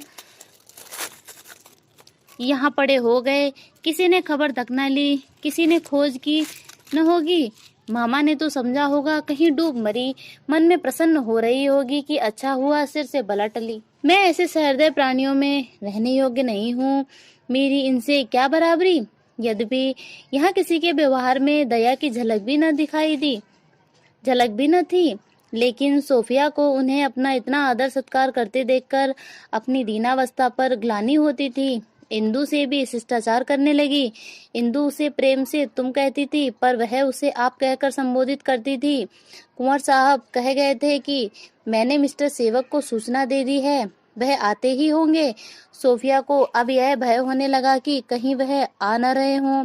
आते ही आते मुझे अपने साथ चलने को कहेंगे, मेरे सिर फिर वही विपत्ति पड़ेगी। इंदु से अपनी विपत्ति कथा कहूँ तो शायद उसे मुझसे कुछ सहानुभूति हो। वह नौकरानी यहाँ व्यर्थ ही बैठी हुई है। इंदु आई भी तो उससे कैसे बातें करूंगी। पापा के आने के पहले एक बार इंदु से एकांत में मिलने का मौका मिल जाता तो अच्छा होता। क्या करूं, इंदु को बुला भेजूं, न जाने क्या करने लगी। पियानो बजाऊं तो शायद सुनकर आए। उधर इंदु भी सोफिया से कितनी ही बातें करना चाहती थी। रानी जी के सामने उसे दिल की बातें करने का अवसर न मिला था। डर रही थी कि सोफिया के पिता उसे लेते गए तो मैं फिर अकेली हो जाऊंगी। डॉक्टर गांगुली ने कहा था कि इन्हें ज्यादा बातें मत करने देना, आज और आराम से सो ले तो फिर कोई चिंता न रहेगी। इसलिए वह आने का इरादा करके भी रह जाती थी। आखिर 9 बजते बजते वह अधीर हो गई। आकर नौकरानी को अपना कमरा साफ करने के बहाने से हटा दिया और सोफिया के सिरहाने बैठकर बोली, क्यों बहन, बहुत कमजोरी तो नहीं मालूम होती? सोफिया, बिल्कुल नहीं, मुझे तो मालूम होता है कि मैं चंगी हो गई हूँ। इंदु, तुम्हारे पापा कहीं तुम्हें अपने साथ ले गए तो मेरे प्राण निकल जाएंगे। तुम भी उनकी राह देख रही हो, उनके आते ही खुश होकर चली जाओगी और शायद फिर कभी याद न करोगी। यह कहते कहते इंदु की आंखें सजल हो गई। मनोभावों के अनुचित आवेश को हम बहुधा मुस्कुराहट से छिपाते हैं। इंदु की आंखों में आंसू भरे हुए थे, पर वह मुस्कुरा रही थी। सोफिया, बोली, आप मुझे भूल सकती हैं, पर मैं आपको कैसे भूलूंगी। वह अपने दिल का दर्द सुनाते ही जा रही थी कि संकोच ने आकर जबान बंद कर दी। बात फेर कर बोली, मैं कभी कभी आपसे मिलने आया करूंगी। इंदु, मैं तुम्हें यहाँ से अभी 15 दिन तक न जाने दूंगी। धर्म बाधक न होता तो कभी न जाने देती। अम्मा जी, तुम्हें अपनी बहू बनाकर छोड़ती। तुम्हारे ऊपर बेतरह रीझ गई है। जहाँ बैठती है तुम्हारी ही चर्चा करती है। विनय भी तुम्हारे हाथों बिका हुआ सा जान पड़ता है। तुम चली जाओगी तो सबसे ज्यादा दुख उसी को होगा। एक बात भेद की तुमसे कहती हूँ, अम्मा जी तुम्हें कोई चीज तोहफा समझकर दे तो इनकार मत करना, नहीं तो उन्हें बहुत दुख होगा। इस प्रेम में आग्रह ने संकोच का लंगर उखाड़ दिया। जो अपने घर में नित्य कटु शब्द सुनने का आदी हो, उसके लिए इतनी मधुर सहानुभूति काफी से ज्यादा थी। अब सोफी को इंदु से अपने मनोभावों को गुप्त रखना मैत्री के नियमों के विरुद्ध प्रतीत हुआ। करुण स्वर में बोली, इंदु, मेरा बस चलता तो मैं कभी रानी के चरणों को न छोड़ती, पर अपना क्या काबू है, यह स्नेह और कहाँ मिलेगा। इंदु यह भाव न समझ सकी। अपनी स्वाभाविक सरलता से बोली, कहीं विवाह की बातचीत हो रही है क्या। उसकी समझ में विवाह के सिवा लड़कियों का इतना दुखी होने का कोई कारण न था। सोफिया, मैंने तो इरादा कर लिया है कि मैं विवाह न करूंगी। इंदु, क्यों। सोफिया, इसलिए कि विवाह से मुझे अपनी धार्मिक स्वाधीनता त्याग देनी पड़ेगी। धर्म विचार स्वतंत्रता का गला घोट देता है। मैं अपनी आत्मा को किसी मत के हाथ नहीं बेचना चाहती। मुझे ऐसा ईसाई पुरुष मिलने की आशा नहीं जिसका हृदय इतना उदार हो कि वह मेरी धार्मिक शंकाओं को दरगुजर कर सके। मैं परिस्थिति से विवश होकर ईसा को खुदा का बेटा और अपना मुक्तिदाता नहीं मान सकती। विवश होकर गिरजाघर में ईश्वर की प्रार्थना करने नहीं जाना चाहती। मैं ईसा को ईश्वर नहीं मान सकती। इंदु, मैं तो समझती थी तुम्हारे यहाँ हम लोगों के यहाँ से कहीं ज्यादा आजादी है। जहाँ चाहो अकेली जा सकती हो। हमारा तो घर से निकलना मुश्किल है। सोफिया, लेकिन इतनी धार्मिक संकीर्णता तो नहीं है। इंदु, नहीं, कोई किसी को पूजा पाठ के लिए मजबूर नहीं करता। बाबूजी नित्य गंगा स्नान करते हैं, घंटों शिव की आराधना करते हैं। अम्मा जी कभी भूलकर भी स्नान करने नहीं जाती, न किसी देवता की पूजा करती है। पर बाबूजी कभी आग्रह नहीं करते। भक्ति तो अपने विश्वास और मनोवृत्ति पर ही निर्भर है। हम भाई बहन के विचारों में आकाश पाताल का अंतर है। मैं कृष्ण की उपासिका हूँ, विनय ईश्वर के अस्तित्व को भी स्वीकार नहीं करता। पर बाबूजी हम लोगों से कभी कुछ नहीं कहते, और ना हम भाई बहन में कभी इस विषय पर वाद विवाद होता है। सोफिया, हमारी स्वाधीनता लौकिक और इसलिए मिथ्या है। आपकी स्वाधीनता मानसिक और इसलिए सत्य है। असली स्वाधीनता वही है जो विचार के प्रवाह में बाधक न हो। इंदु, तुम गिरजे में कभी नहीं जाती। सोफिया, पहले दुराग्रहवश जाती थी, अब की नहीं गई। इस पर घर के लोग बहुत नाराज हुए, बुरी तरह तिरस्कार किया गया। इंदु ने प्रेममयी सरलता से कहा, वे लोग नाराज हुए होंगे तो तुम बहुत रोई होंगी। इन प्यारी आंखों से आंसू बहे होंगे। मुझसे किसी का रोना नहीं देखा जाता। सोफिया, पहले रोया करती थी, अब परवाह नहीं करती। इंदु, मुझे तो कभी कोई कुछ कह देता है तो हृदय पर तीर सा लगता है। दिन दिन भर रोती ही रह जाती हूँ, आंसू ही नहीं थमते। वह बार बार हृदय में चुभा करती है। सच पूछो तो मुझे किसी के क्रोध पर रोना नहीं आता। रोना आता है अपने ऊपर की मैंने उन्हें क्यों नाराज किया, क्यों मुझसे ऐसी भूल हुई। सोफिया को भ्रम हुआ कि इंदु मुझे अपनी क्षमाशीलता से लज्जित करना चाहती है। माथे पर शिकन पड़ गई। बोली, मेरी जगह पर आप होती तो ऐसा न कहती। आखिर क्या आप अपने धार्मिक विचारों को छोड़ सकती। इंदु, यह तो नहीं कह सकती कि क्या करती, पर घर वालों को प्रसन्न रखने की चेष्टा किया करती। सोफिया, आपकी माताजी अगर आपको जबरदस्ती कृष्ण की उपासना करने से रोके तो आप मान जाएंगी। इंदु, हाँ, मैं तो मान जाऊंगी। अम्मा को नाराज ना करूंगी। कृष्ण तो अंतर्यामी हैं, उन्हें प्रसन्न रखने के लिए उपासना की जरूरत नहीं। उपासना तो केवल अपने मन के संतोष के लिए है। सोफिया, आश्चर्य से, आपको जरा भी मानसिक पीड़ा ना होगी। इंदु, अवश्य होगी, पर उनकी खातिर मैं सह लूंगी। सोफिया, अच्छा, अगर वह आपकी इच्छा के विरुद्ध आपका विवाह करना चाहे तो। इंदु, लजाते हुए, वह समस्या तो हल हो चुकी। माँ बाप ने जिसे उचित समझा कर दिया, मैंने जबान तक न खोली। सोफिया, अरे, यह कब। इंदु, इसे तो 2 साल हो गए। आंखें नीची करके। अगर मेरा अपना वश होता तो उन्हें कभी न वरती, चाहे कुंवारी ही रहती। मेरे स्वामी मुझसे प्रेम करते हैं, धान की कोई कमी नहीं, पर मैं उनके हृदय के केवल चतुर्थांश की अर्धांगिनी अधिकारिणी हूँ। उसके 3 भाग सार्वजनिक कामों में भेंट होते हैं, एक के बदले चौथाई पाकर कौन संतुष्ट हो सकता है? मुझे तो बाजरे बदले चौथाई पाकर मुझे तो बाजरे की पूरी बिस्कुट के चौथाई हिस्से से कहीं अच्छी मालूम होती है। क्षुधा तो तृप्त हो जाती है, जो भोजन का यथार्थ उद्देश्य है। सोफिया, आपकी धार्मिक स्वाधीनता में तो बाधा नहीं डालते? इंदु, नहीं, उन्हें इतना अवकाश कहाँ। सोफिया, तब तो मैं आपको मुबारकबाद दूंगी। इंदु, अगर किसी कैदी को बधाई देना उचित हो तो शौक से दो। सोफिया, बेड़ी प्रेम की हो तो? इंदु, ऐसा होता तो मैं तुमसे बधाई देने को आग्रह करती।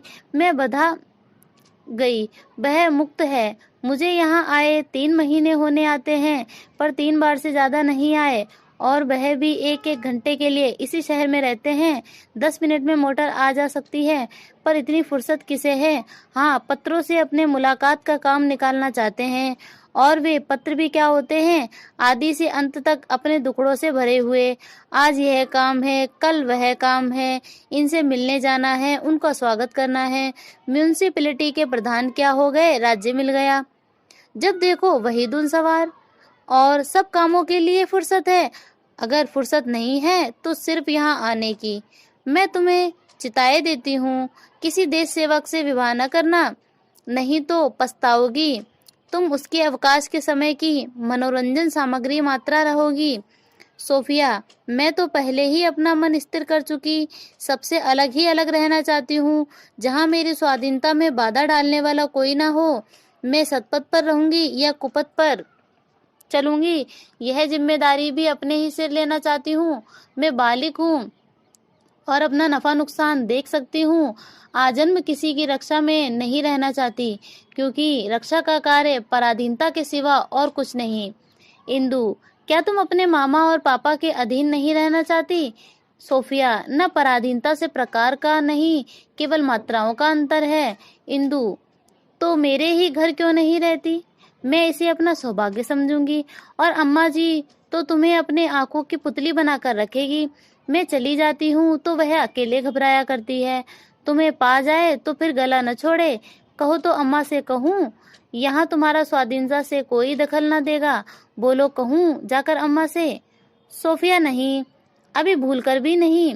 आपकी अम्मा जी को जब मालूम होगा कि इसके माँ बाप इसकी बात नहीं पूछते, मैं उनकी आंखों से भी गिर जाऊंगी।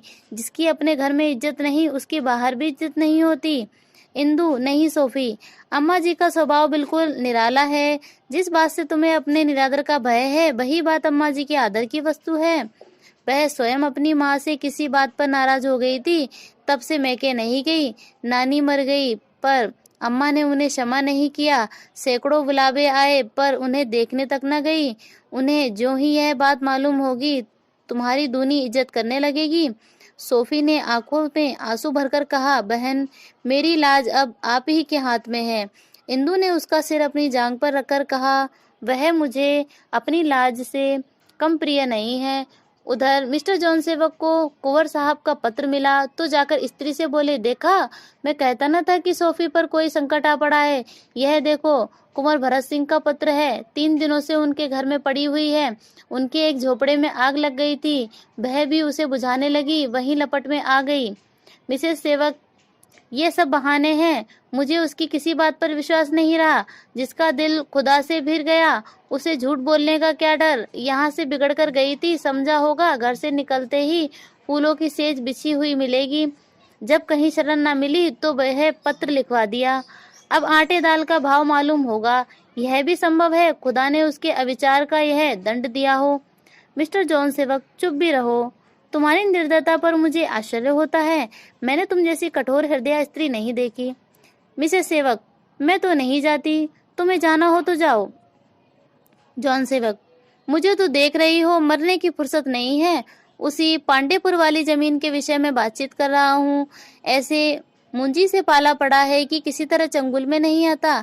देहातियों को जो लोग सरल कहते हैं, बड़ी भूल करते हैं। इनसे ज्यादा चालाक आदमी मिलना मुश्किल है। तुम्हें इस वक्त कोई काम नहीं है? मोटर मंगवाए देता हूँ, शान से चली जाओ और उसे अपने साथ लेती आओ। ईश्वर सेवक वहीं आराम कुर्सी पर आंखें बंद किए ईश्वर भजन में मग्न बैठे थे। जैसे बहरा आदमी मतलब की बात सुनते ही सचेत हो जाता है। मोटर कार का जिक्र सुनते ही ध्यान टूट गया। बोले, मोटर कार की क्या जरूरत है? क्या 10-5 रुपए काट रहे हैं? यूं उड़ाने से तो कारों का खजाना भी काफी ना होगा। क्या गाड़ी पर न जाने से शान में फर्क आ जाएगा? तुम्हारी मोटर देखकर कुंवर साहब रोब में न आएंगे। उन्हें खुदा ने बहुतेरी मोटरें दी हैं। प्रभु दास को अपनी शरण में ले लो। अब देर न करो। मेरी सोफी बेचारी वहां बेगानों में पड़ी हुई है। न जाने इतने दिन किस तरह काटे होंगे। खुदा उसे सच्चा रास्ता दिखाए। मेरी आंखें उसे ढूंढ रही हैं।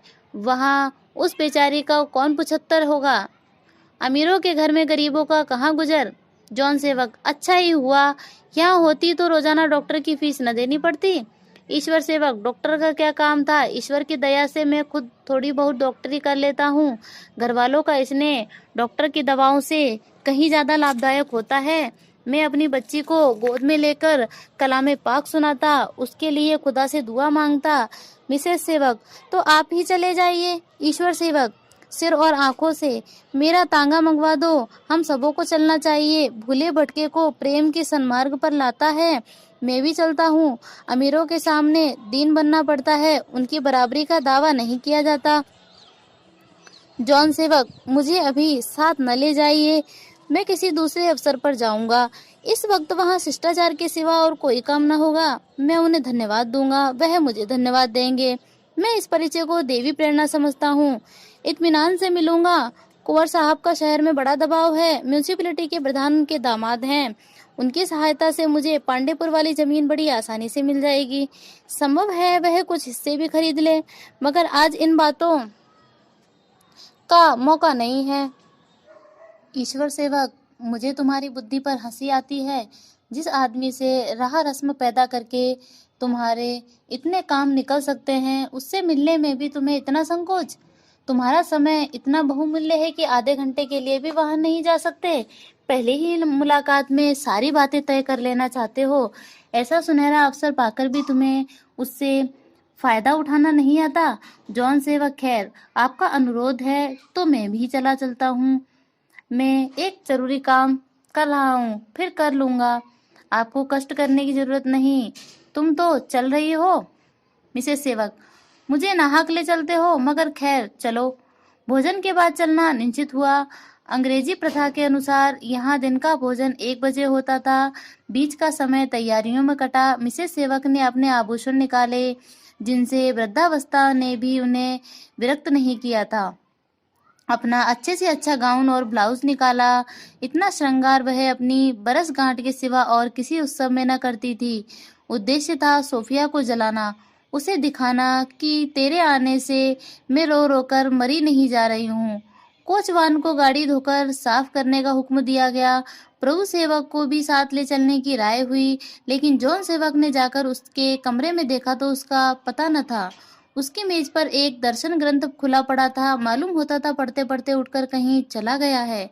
वास्तव में यह ग्रंथ 3 दिनों से इसी भांति पड़ा हुआ था। प्रभु सेवक जो उसे बंद करके रख देने का अवकाश न था, वह प्रातः काल से 2 घड़ी रात तक शहर का चक्कर लगाया करता। केवल 2 बार भोजन करने घर आता था। ऐसा कोई स्कूल न था जहां उसने सोफी को न ढूंढा हो। कोई जान पहचान का आदमी, कोई मित्र ऐसा न था जिसके घर जाकर उसे तलाश न की हो। दिन भर की दौड़ धूप के बाद रात को निराश होकर लौट आता और चारपाई पर लेटकर घंटों सोचता और रोता।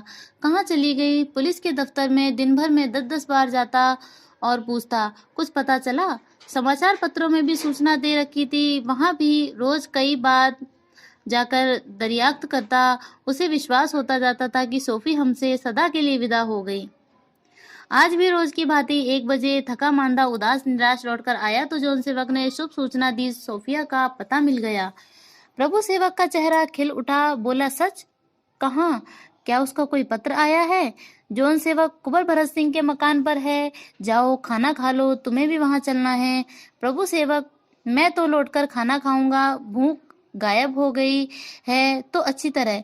मिसेस सेवक, हाँ हाँ बहुत अच्छी तरह है, खुदा ने यहाँ से रूठ कर जाने की सजा दी है। प्रभु सेवक, मामा, खुदा ने आपका दिल न जाने किस पत्थर का बनाया है, क्या घर से आप ही रूठ कर चली गई थी, आप ही ने उसे निकाला और अब भी आपको उस पर जरा भी दया नहीं आती। मिसेस सेवक, गुमराहों पर दया करना पाप है। प्रभु सेवक, अगर सोफी गुमराह है तो ईसाइयों में 100 में 99 आदमी गुमराह है। वह धर्म का स्वांग नहीं दिखाना चाहती, यही उसमें दोष है, नहीं तो प्रभु मसीह से जितनी श्रद्धा उसे है उतनी उन्हें भी ना होगी जो ईसा पर जान देते हैं। मिसेस सेवक, खैर मालूम हो गया कि तुम उसकी वकालत खूब कर सकते हो, मुझे इन दलीलों को सुनने की फुर्सत नहीं। यह कहकर मिसेस सेवक वहां से चली गई। भोजन का समय आया, लोग मेज पर बैठे। प्रभु सेवक आग्रह करने पर भी न गया। तीनों आदमी फिटन पर बैठे तो ईश्वर सेवक ने चलते चलते जॉन सेवक से कहा, सोफी को जरूर साथ लाना और इस अवसर को हाथ से न जाने देना। प्रभु मसीह तुम्हें सुदबुद्धि दे, सफल मनोरथ करे।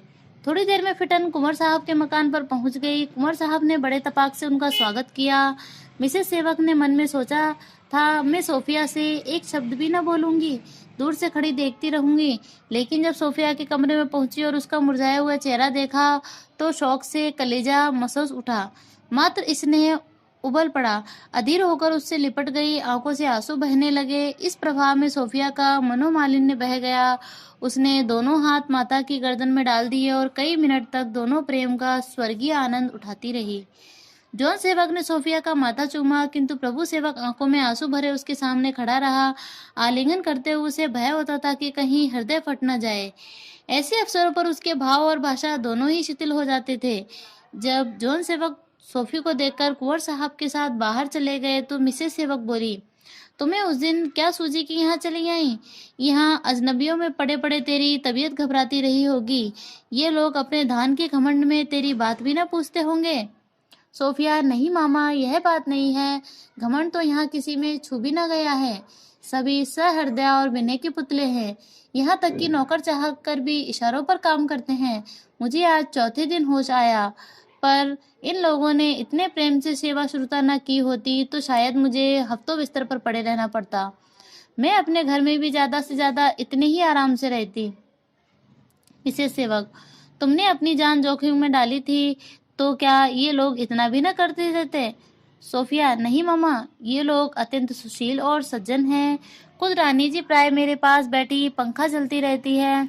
कुंवर साहब दिन में कई बार आकर देख जाते हैं और इंदु से तो मेरा बहनापा सा हो गया है। यही लड़की है जो मेरे साथ नैनीताल में पढ़ा करती थी। मिसेस सेवक चिढ़कर, तुझे दूसरों में सब गुण ही गुण नजर आते हैं, अवगुण सब घर वालों ही के हिस्से में पड़े हैं। यहाँ तक कि दूसरे धर्म भी अपने धर्म से अच्छे हैं। प्रभु सेवक, मामा, आप तो जरा जरा सी बात पर तिनक उठती हैं। अगर कोई अपने साथ अच्छा बर्ताव करे तो क्या उसका एहसान न माना जाए? कृतज्ञता से बुरा कोई दूषण नहीं है। मिसेस सेवक, यह कोई आज नई बात थोड़ी ही है, घर वालों की निंदा तो इसकी आदत हो गई है। यह मुझे जताना चाहती है कि ये लोग इसके साथ मुझसे ज्यादा प्रेम करते हैं। देखूं यहाँ से जाती है तो कौन सा तोहफा दे देते हैं। कहाँ है तेरी रानी साहब? मैं भी उन्हें धन्यवाद दे दूं। उनसे आज्ञा ले लो और घर चलो, पापा अकेले घबरा रहे होंगे। सोफिया, वह तो तुमसे मिलने को बहुत उत्सुक थी, कब की आ गई होगी, पर कदाचित हमारे बीच में बिना बुलाए आना अनुचित समझती होगी। प्रभु सेवक, मामा, अभी सोफी को यहाँ 2-4 दिन और आराम से पड़ी रहने दीजिए, अभी इसे उठने में कष्ट होगा, देखिए कितनी दुबली हो गई है। सोफिया, रानी जी भी यही कहती थी कि अभी मैं तुम्हें जाने न दूंगी। मिसेस सेवक, यह क्यों नहीं कहती कि तेरा ही जीना है यहाँ से जाने को चाहता, वहां तेरा इतना प्यार कौन करेगा? सोफिया, नहीं मामा, आप मेरे साथ अन्याय कर रही हैं। मैं अब यहाँ एक दिन भी नहीं रहना चाहती। इन लोगों को मैं अब और कष्ट नहीं दूंगी, मगर एक बात मुझे मालूम हो जानी चाहिए, मुझ पर फिर तो अत्याचार न किया जाएगा, मेरी धार्मिक स्वतंत्रता में फिर तो कोई बाधा न डाली जाएगी। प्रभु सेवक, सोफी, तुम व्यर्थ इन बातों की क्यों चर्चा करती हो? तुम्हारे साथ कौन सा अत्याचार किया गया है, जरा सी बात का बतंगड़ बनाती हो। मिसेस सेवक, नहीं, तूने यह बात पूछ ली, बहुत अच्छा किया। मैं भी मुगालते में नहीं रहना चाहती। मैं मेरे घर में प्रभु मसीह के द्रोहियों के लिए जगह नहीं है। प्रभु सेवक, आप नाहक उससे उलझती हैं, समझ लीजिए कोई पगली बक रही है। मिसेस सेवक, क्या करूं? मैंने तुम्हारी तरह दर्शन नहीं पढ़ा, यथार्थ को स्वप्न नहीं समझ सकती। यह गुण तो तत्वज्ञानियों में ही हो सकता है। यह मत समझो कि मुझे अपनी संतान से प्रेम नहीं, खुदा जानता है मैंने तुम्हारी खातिर क्या क्या कष्ट नहीं झेले। उस समय तुम्हारे पापा एक दफ्तर में क्लर्क थे। घर का सारा कामकाज मुझी को करना पड़ता था। बाजार जाती, खाना पकाती, झाड़ाई लगाती। तुम दोनों ही बचपन में कमजोर थे, नित्य एक न एक रोग लगा ही रहता था।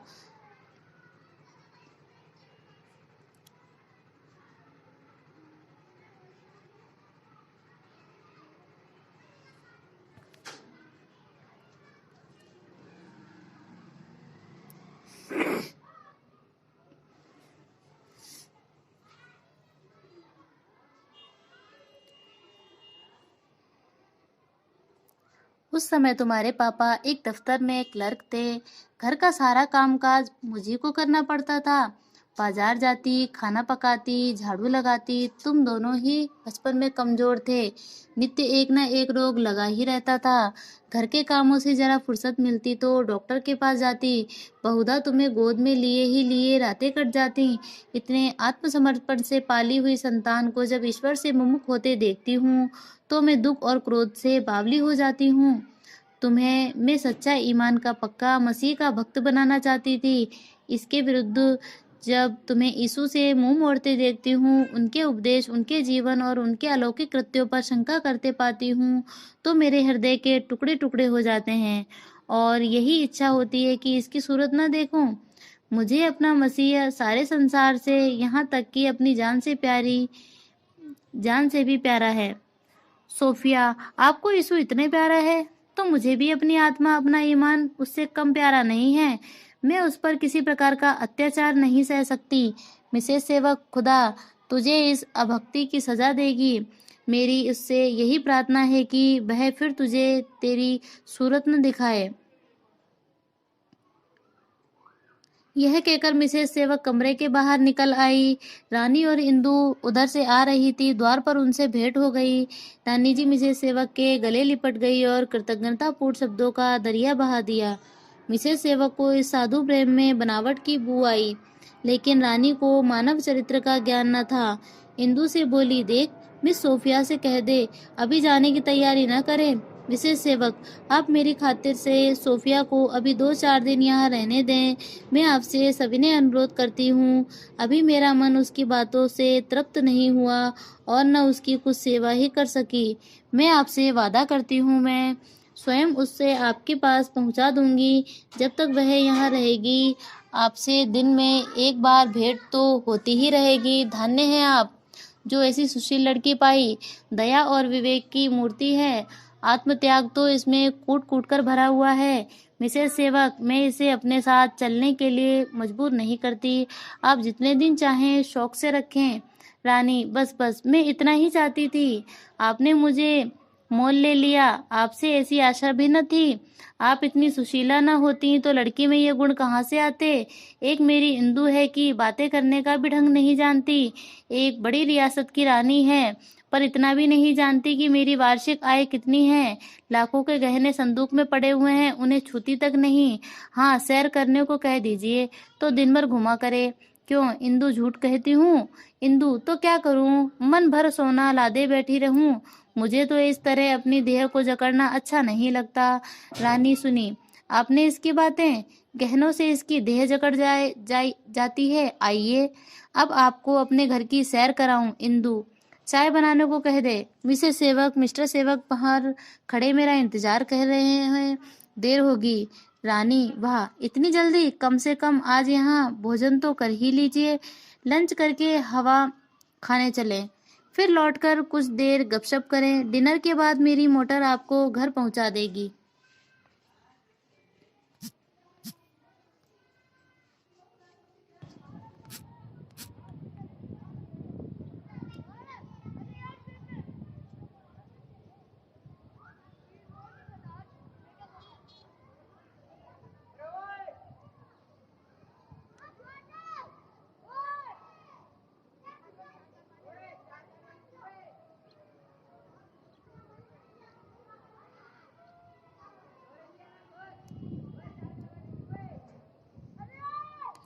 मिसेस सेवक इनकार न कर सकी।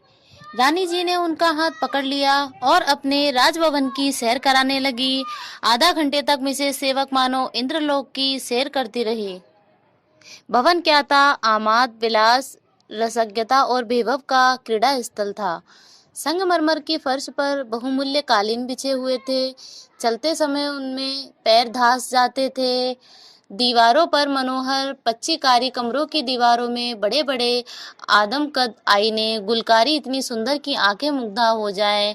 शीशे की अमूल्य अलभ्य वस्तुएं, प्राचीन चित्रकारों की विभूतियां, चीनी के विलक्षण गुलदान, जापान, चीन, यूनान और ईरान की कला निपुणता के उत्तम नमूने, सोने के गमले, लखनऊ की बोलती हुई मूर्तियां, इटली के बने हुए हाथी दांत के पलंग, लकड़ी के नफीस ताक, दीवार गिरे किश्तियां, आंखों को लुभाने वाली पिंजड़ों में चहकती हुई भांति भांति की चिड़ियां, आंगन में संगमरमर का हौज और उसके किनारे संगमरमर की अप्सराएं। मिसेस सेवक ने इन सारी वस्तुओं में से किसी की प्रशंसा नहीं की। कहीं भी विस्मय या आनंद का एक शब्द भी मुंह से न निकला। उन्हें आनंद के बदले ईर्ष्या हो रही थी। वह ईर्ष्या में गुणग्राहकता नहीं होती। वह सोच रही थी, एक यह भाग्यवान है कि ईश्वर ने इन्हें भोग विलास और आमोद प्रमोद की इतनी सामग्रियां प्रदान कर रखी हैं। एक अभागिनी मैं हूँ कि एक झोपड़े में पड़ी हुई दिन काट रही हूँ। सजावट और बनावट का जिक्र ही क्या, आवश्यक वस्तुएं भी काफी नहीं। इस पर तुर्रा यह है कि हम प्रातः से संध्या तक छाती फाड़कर काम करती हैं। यहाँ कोई तिनका तक नहीं उठाता। लेकिन इसका क्या शौक? आसमान की बादशाहत में तो अमीरों का हिस्सा नहीं, वह तो हमारी मीरास होगी। अमीर लोग कुत्तों की भांति दुत्कारे जाएंगे, कोई झांकने तक न पाएगा। इस विचार से उन्हें कुछ तसल्ली हुई। ईर्ष्या की व्यापकता ही साम्यवाद की सर्वप्रियता का कारण है। रानी साहब को आश्चर्य हो रहा था कि इन्हें मेरी कोई चीज पसंद न आई, किसी वस्तु का बखान न किया। मैंने एक एक चित्र और एक एक प्याले के लिए हजारों खर्च किए हैं। ऐसी चीजें यहाँ और किसके पास है? एक अलभ्य है, लाखों में भी न मिलेगी। कुछ नहीं बन रही है या इतना गुण ज्ञान ही नहीं है कि इनकी कद्र कर सके। इतने पर भी रानी जी को निराशा नहीं हुई। उन्हें अपने बाग दिखाने लगी, भांति भांति के फूल और पौधे दिखाए। माली बड़ा चतुर था, प्रत्येक पौधे का गुण और इतिहास बतलाता जाता था। कहाँ से आया, कब आया, किस तरह लाया गया, कैसे उसकी रक्षा की जाती है। पर मिसेस सेवक का मुंह अब भी न खुला। यहाँ तक कि अंत में उसने एक ऐसी नन्ही सी जड़ी दिखाई जो यरूशलेम से लाई गई थी। कुंवर साहब उसे स्वयं बड़ी सावधानी से लाए थे और उसमें एक एक पत्ती निकलना उनके लिए एक एक शुभ संवाद से कम न था। मिसेस सेवक ने तुरंत उस गमले को उठा लिया, उसे आंखों से लगाकर पत्तियों को चूमा। बोली, मेरी सौभाग्य है कि इस दुर्लभ वस्तु के दर्शन हुए। रानी ने कहा, कुंवर साहब स्वयं इसका बड़ा आदर करते हैं। अगर यह आज सूख जाए तो 2 दिन तक उन्हें भोजन अच्छा न लगेगा। इतने में चाय तैयार हुई। मिसेस सेवक लंच पर बैठी। रानी जी को चाय से रुचि न थी। विनय और इंदु के बारे में बातें करने लगी। विनय के आचार विचार, सेवा भक्ति और परोपकार प्रेम की सराहना की। यहाँ तक कि मिसेस सेवक का जी उकता गया। इसके जवाब में वह अपनी संतानों का बखान न कर सकी।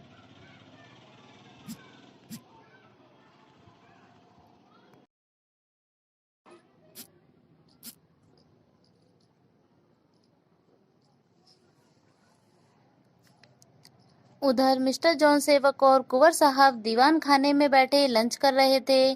चाय और अंडों से कुंवर साहब को रुचि न थी। विनय भी इन दोनों वस्तुओं को त्याज्य समझते थे। जॉन सेवक उन मनुष्यों में से थे जिनका व्यक्तित्व शीघ्र ही दूसरों को आकर्षित कर लेता है। उनकी बातें इतनी विचारपूर्ण होती थीं कि दूसरे अपनी बातें भूलकर उन्हीं की बातें सुनने लगते। और यह बात न थी कि उनका भाषण शब्दाडंबर मात्रा होता हो। अनुभवशील और मानव चरित्र के बड़े अच्छे ज्ञाता थे। ईश्वर दत्त प्रतिभा थी जिनके बिना किसी सभा में सम्मान नहीं प्राप्त हो सकता। इस समय वह भारत की औद्योगिक और व्यावसायिक दुर्बलता पर अपने विचार प्रकट कर रहे थे। अवसर पाकर उन साधनों का भी उल्लेख करते जाते जो इस कुदशा निवारण के लिए उन्होंने सोच रखे थे। अंत में बोले, हमारी जाति का उद्धार कला कौशल और उद्योग की उन्नति में है। इस सिगरेट के कारखाने से कम 1000 आदमियों के जीवन की समस्या हल हो जाएगी और खेती के सिर से उनका बोझ टल जाएगा। जितनी जमीन एक आदमी अच्छी तरह जोत बो सकता है, उसमें घर भर का लगा रहना व्यर्थ है। मेरा कारखाना ऐसे बेकारों को अपनी रोटी कमाने का अवसर देगा।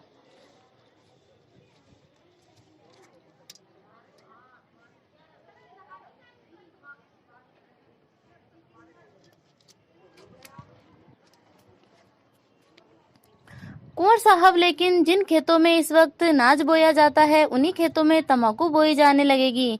फल यह होगा कि नाज और महंगा हो जाएगा। जॉन सेवक, मेरी समझ में तंबाकू की खेती का असर जूट, सन, तेलहन और अफीम पर पड़ेगा। निर्यात जिस कुछ कम हो जाएगी, गल्ले पर इसका कोई असर नहीं पड़ सकता। फिर हम उस जमीन को भी जोत में लाने का प्रयास करेंगे जो अभी तक पड़ती पड़ी हुई है। कुंवर साहब, लेकिन तंबाकू कोई अच्छी चीज तो नहीं। इसकी गणना मादक वस्तुओं में है और स्वास्थ्य पर इसका बुरा असर पड़ता है। जॉन सेवक हंसकर, ये सब डॉक्टरों की कोरी कल्पनाएं हैं जिन पर गंभीर विचार करना हास्यास्पद है। डॉक्टरों के आदेशानुसार हम जीवन व्यतीत करना चाहें तो जीवन का अंत ही हो जाए।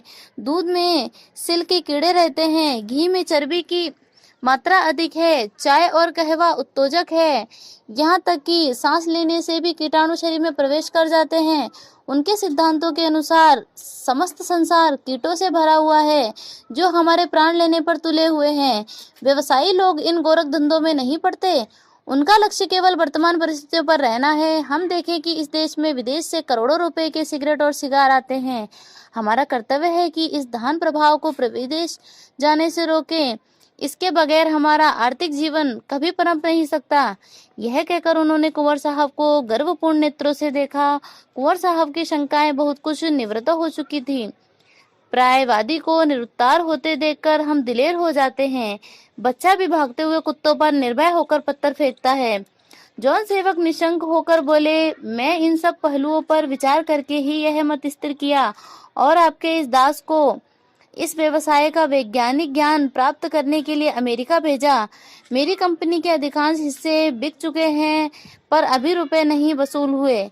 इस प्रांत में अभी सम्मिलित व्यवसाय करने का दस्तूर नहीं, लोगों में विश्वास नहीं, इसलिए मैंने 10% वसूल करके काम शुरू कर देने का निश्चय किया है।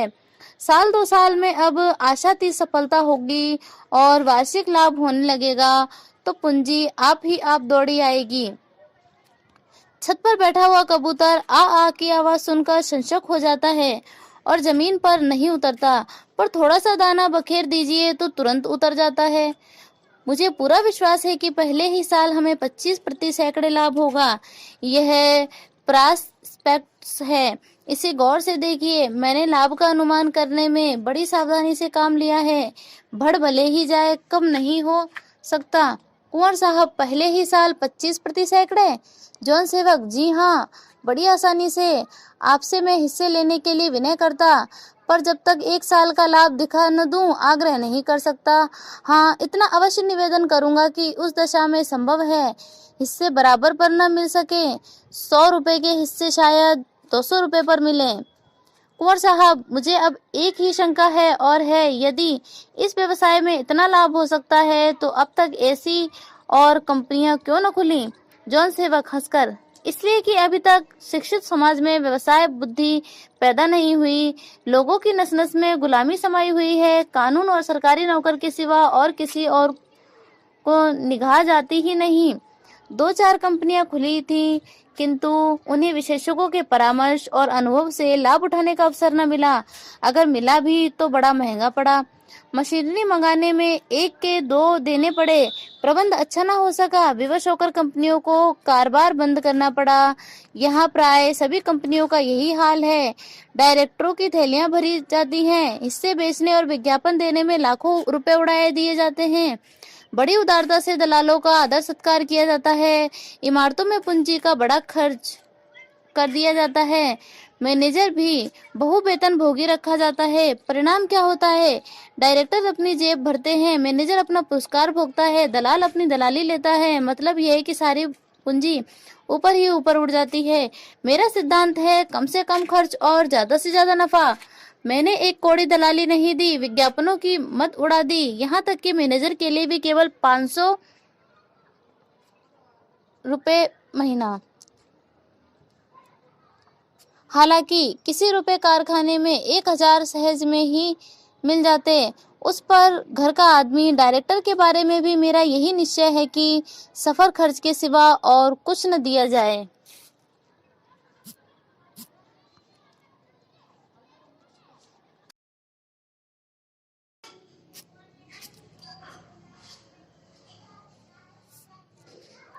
कुंवर साहब सांसारिक पुरुष न थे। उनका अधिकांश समय धर्म ग्रंथों के पढ़ने में लगता था। वह किसी ऐसे काम में शरीक न होना चाहते थे जो उनकी धार्मिक एकाग्रता में बाधक हो। धूर्तों ने उन्हें मानव चरित्र का छिद्रान्वेषी बना दिया था। उन्हें किसी पर विश्वास न होता था। पाठशालाओं और अनाथालयों को चंदे देते हुए वह बहुत डरते रहते थे और बहुधा इस विषय में औचित्य की सीमा से बाहर निकल जाते थे। सुपात्रों को भी उनसे निराश होना पड़ता था। पर संयमशीलता जहाँ इतनी संशक रहती है, वहाँ लाभ का विश्वास होने पर उचित से अधिक निंशक भी हो जाती है। मिस्टर जॉन सेवक का भाषण व्यावसायिक ज्ञान से परिपूर्ण था, पर कुंवर साहब पर इसका ज्यादा प्रभाव उनके व्यक्तित्व का पड़ा। उनकी दृष्टि में जॉन सेवक अब केवल धन के उपासक न थे, वरन हितैषी मित्र थे। अब केवल धन के उपासक न थे, वरन हितैषी मित्र थे।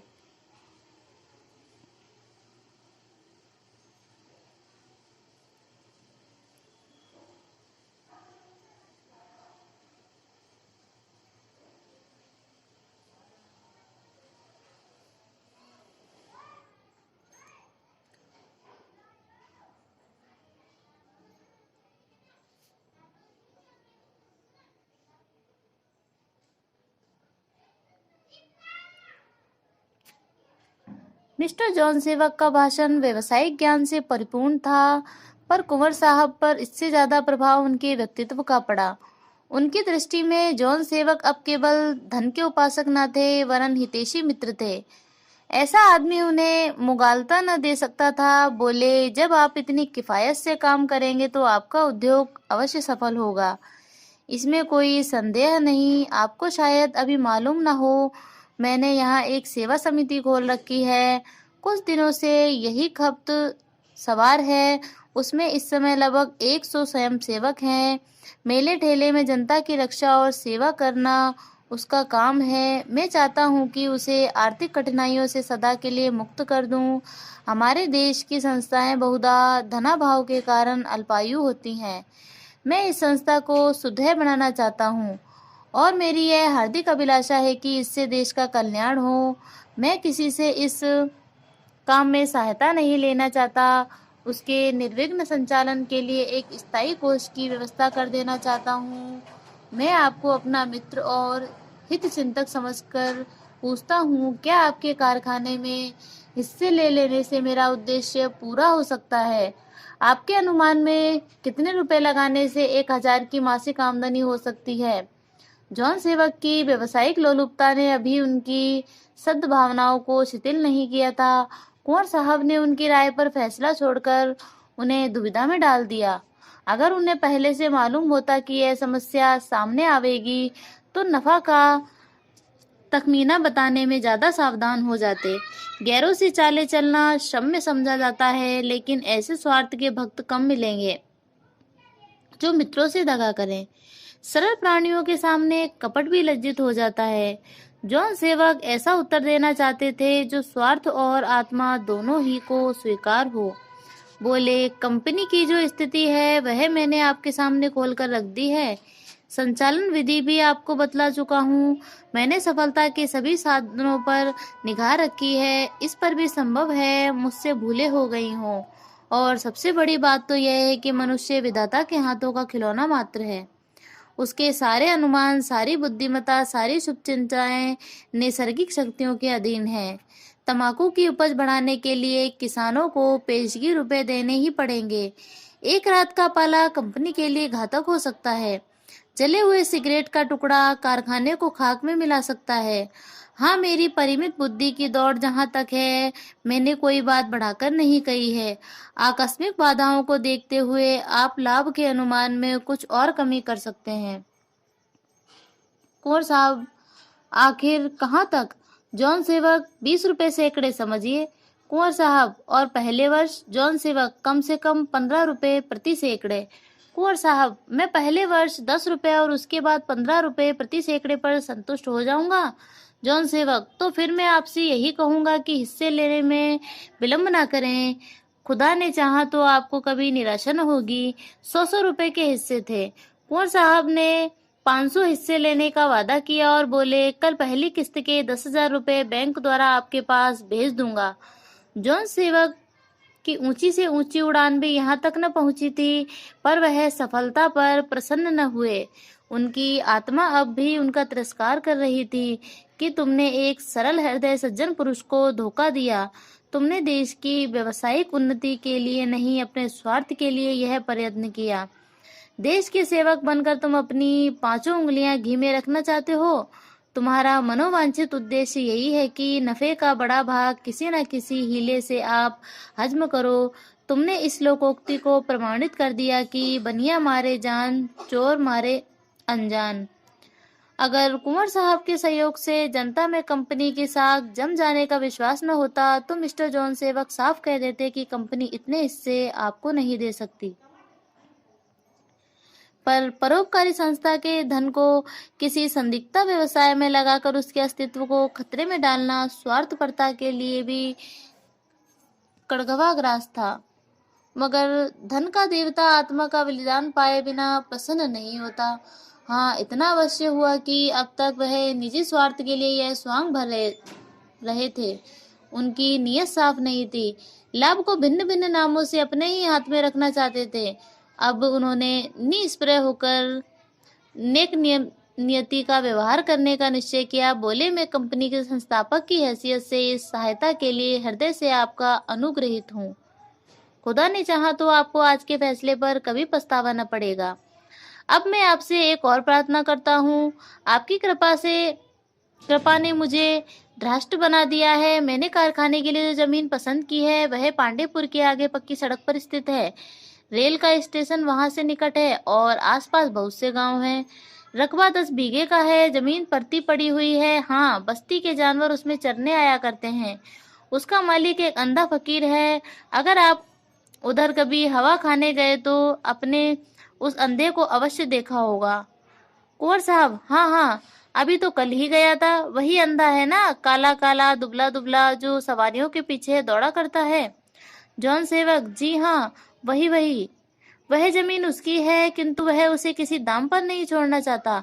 मैं उसे 5,000 तक देता था, पर राजी न हुआ। वह बहुत झक्की सा है। कहता है मैं वहां धर्मशाला, मंदिर और तालाब बनवाऊंगा। दिन भर भीख मांगकर तो गुजर करता है। उस पर इरादे इतने लंबे हैं, कदाचित मोहल्ले वालों के भय से उसे कोई मामला करने का साहस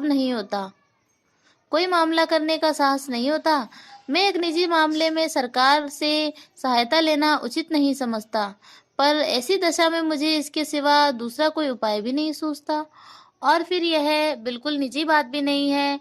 म्यूनिसिपैलिटी और सरकार दोनों ही को इस कारखाने से हजारों रुपए साल की आमदनी होगी। हजारों शिक्षित और अशिक्षित मजदूरों का उपकार होगा। इस पहलू से देखिए तो यह एक सार्वजनिक काम है और इसमें सरकार से सहायता लेने में मैं औचित्य का उल्लंघन नहीं करता।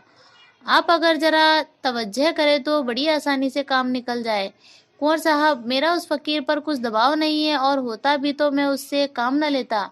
जॉन सेवक, आप राजा साहब चतारी।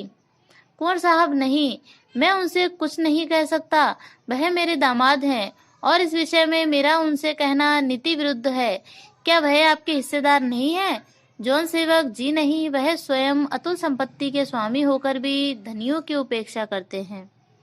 उनका विचार है कि कल कारखाने पूंजी वालों का प्रभुत्व बढ़ाकर जनता का उपकार करते हैं। इन्हीं विचारों ने तो उन्हें यहाँ प्रधान बना दिया है। कुंवर साहब, यह तो अपना अपना सिद्धांत है। हम देवता जीवन व्यतीत करते हैं और मेरा विचार यह है कि जनतावाद के प्रेमी उच्च श्रेणी में जितने मिलेंगे उतने निम्न श्रेणी में न मिल सकेंगे। खैर आप उनसे मिलकर देखिए तो। क्या कहूँ, शहर के आसपास मेरी 1 एकड़ जमीन भी नहीं है, नहीं तो आपको यह कठिनाइयां न होती। मेरे योग्य और जो काम हो उसके लिए हाजिर हूँ। जॉन सेवक जी नहीं, मैं आपको और कष्ट देना नहीं चाहता, मैं स्वयं उनसे मिलकर तय कर लूंगा। कुंवर साहब, अभी तो मिस सोफिया पूर्ण स्वस्थ होने तक यहीं रहेगी ना? आपको तो इसमें कोई आपत्ति नहीं है? जॉन सेवक इस विषय में सिर्फ 2-4 बातें करके यहाँ से विदा हुए। मिसेस सेवक फिटन पर पहले ही से आ बैठी थी। प्रभु सेवक विनय के साथ बाग में टहल रहे थे। विनय ने आकर जॉन सेवक से हाथ मिलाया। प्रभु सेवक उनसे कल फिर मिलने का वादा करके पिता के साथ चले। रास्ते में बातें होने लगी। जॉन सेवक, आज एक मुलाकात में जितना काम हुआ उतना महीनों की दौड़ धूप से भी न हुआ था। कुंवर साहब बड़े सज्जन आदमी हैं, 50,000 के हिस्से ले लिए। ऐसे ही 2-4 भले आदमी और मिल जाए तो बेड़ा पार है। प्रभु सेवक, इस घर के सभी प्राणी दया और धर्म के पुतले हैं। विनय सिंह जैसा वाक मर्मज्ञ नहीं देखा। मुझे तो इनसे प्रेम हो गया है। जॉन सेवक, कुछ काम की बातचीत भी की? प्रभु सेवक जी नहीं, आपके नजदीक जो काम की बातचीत है उन्हें उसमें जरा भी रुचि नहीं। वह सेवा का व्रत ले चुके हैं और इतनी देर तक अपनी समिति की ही चर्चा करते रहे। जॉन सेवक, क्या तुम्हें आशा है कि तुम्हारा यह परिचय चतारी के राजा साहब पर भी कुछ असर डाल सकता है? विनय सिंह राजा साहब से हमारा कुछ काम निकलवा सकते हैं। प्रभु सेवक, उनसे कहे कौन? मुझ में तो इतनी हिम्मत नहीं। उन्हें आप स्वदेशानुरागी सन्यासी समझिए। मुझसे अपनी समिति आने के लिए उन्होंने बहुत आग्रह किया है। जॉन सेवक, शरीक हो गए ना? प्रभु सेवक जी नहीं, कह आया हूँ कि सोचकर उत्तर दूंगा। बिना सोचे समझे इतना कठिन व्रत क्यों कर धारण कर लेता? जॉन सेवक, मगर सोचने समझने में महीनों लगा देना। 2-4 दिन में आकर नाम लिखा लेना, तब तुम्हें उनसे कुछ काम की बातें करने का अधिकार हो जाएगा। तुम्हारी रानी जी से कैसी निभी? मिसेस सेवक, मुझे तो उनसे घृणा हो गई। मैंने किसी में इतना घमंड नहीं देखा। प्रभु सेवक, मामा, आप उनके साथ घोर अन्याय कर रही हैं। मिसेस सेवक तुम्हारे लिए देवी होगी, मेरे लिए तो नहीं है। जॉन सेवक, यह तो मैं पहले ही समझ गया था कि तुम्हारी उनसे न पटेगी। काम की बातें न तुम्हें आती हैं न उन्हें। तुम्हारा काम तो दूसरों में ऐब निकालना है। सोफी को क्यों नहीं लाई? मिसेस सेवक, वह आए भी तो या जबरन घसीट लाती? जॉन सेवक, आई नहीं या रानी ने आने नहीं दिया? प्रभु सेवक, वह तो आने को तैयार थी, किंतु इसी शर्त पर कि मुझ पर कोई धार्मिक अत्याचार न किया जाए। जॉन सेवक, इन्हें यह शर्त क्यों मंजूर होने लगी? मिसेस सेवक, हाँ, इस शर्त पर मैं उसे नहीं ला सकती। वह मेरे घर रहेगी तो मेरी बात माननी पड़ेगी। जॉन सेवक, तुम दोनों में एक का भी बुद्धि से सरोकार नहीं। तुम छिड़ी हो, वह जिद्दी है। उसे मना मनुकर जल्दी लाना चाहिए। प्रभु सेवक, अगर मामा अपनी बात पर अड़ी रहेगी तो शायद फिर घर न आए।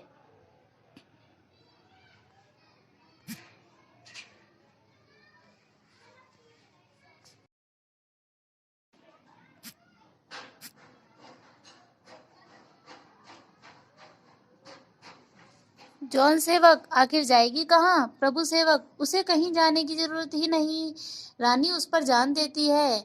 जॉन सेवक, यह बेल मुड़े चढ़ने की नहीं, 2 में से एक को दबना पड़ेगा। लोग घर पहुंचे तो गाड़ी की आहट पाते ही ईश्वर सेवक ने बड़ी स्नेहमयी उत्सुकता से पूछा, सोफी आ गई ना? आ, तुझे गले लगा लूं। यीशु तुझे अपने दामन में ले। जॉन सेवक, पापा, वह अभी यहाँ आने की योग्य नहीं है, बहुत अशक्त हो गई है, 2-4 दिन बाद आवेगी। ईश्वर सेवक, गजब खुदा का, उसकी यह दशा है और तुम सब उसे उसके हाल पर छोड़ आए। क्या तुम लोगों में जरा भी माना अपना विचार नहीं रहा? बिल्कुल खून सफेद हो गया है। मिसेस सेवक, आप जाकर उसकी खुशामद कीजिएगा। तो आवेगी, मेरे कहने से तो नहीं आई। बच्ची तो नहीं कि गोद में उठा लाऊं। जॉन सेवक, पापा, वहां बहुत आराम से है। राजा और रानी दोनों ही उसके साथ प्रेम करते हैं। सच पूछिए तो रानी ही ने उसे नहीं छोड़ा। ईश्वर सेवक, कुंवर साहब से कुछ काम की बातचीत भी हुई? जॉन सेवक, जी हाँ, मुबारक हो, 50,000 की गोटी हाथ लगी। ईश्वर सेवक, शुक्र है यीशु, मुझ पर अपना साया कर। यह कहकर वह फिर आराम कुर्सी पर बैठ गए।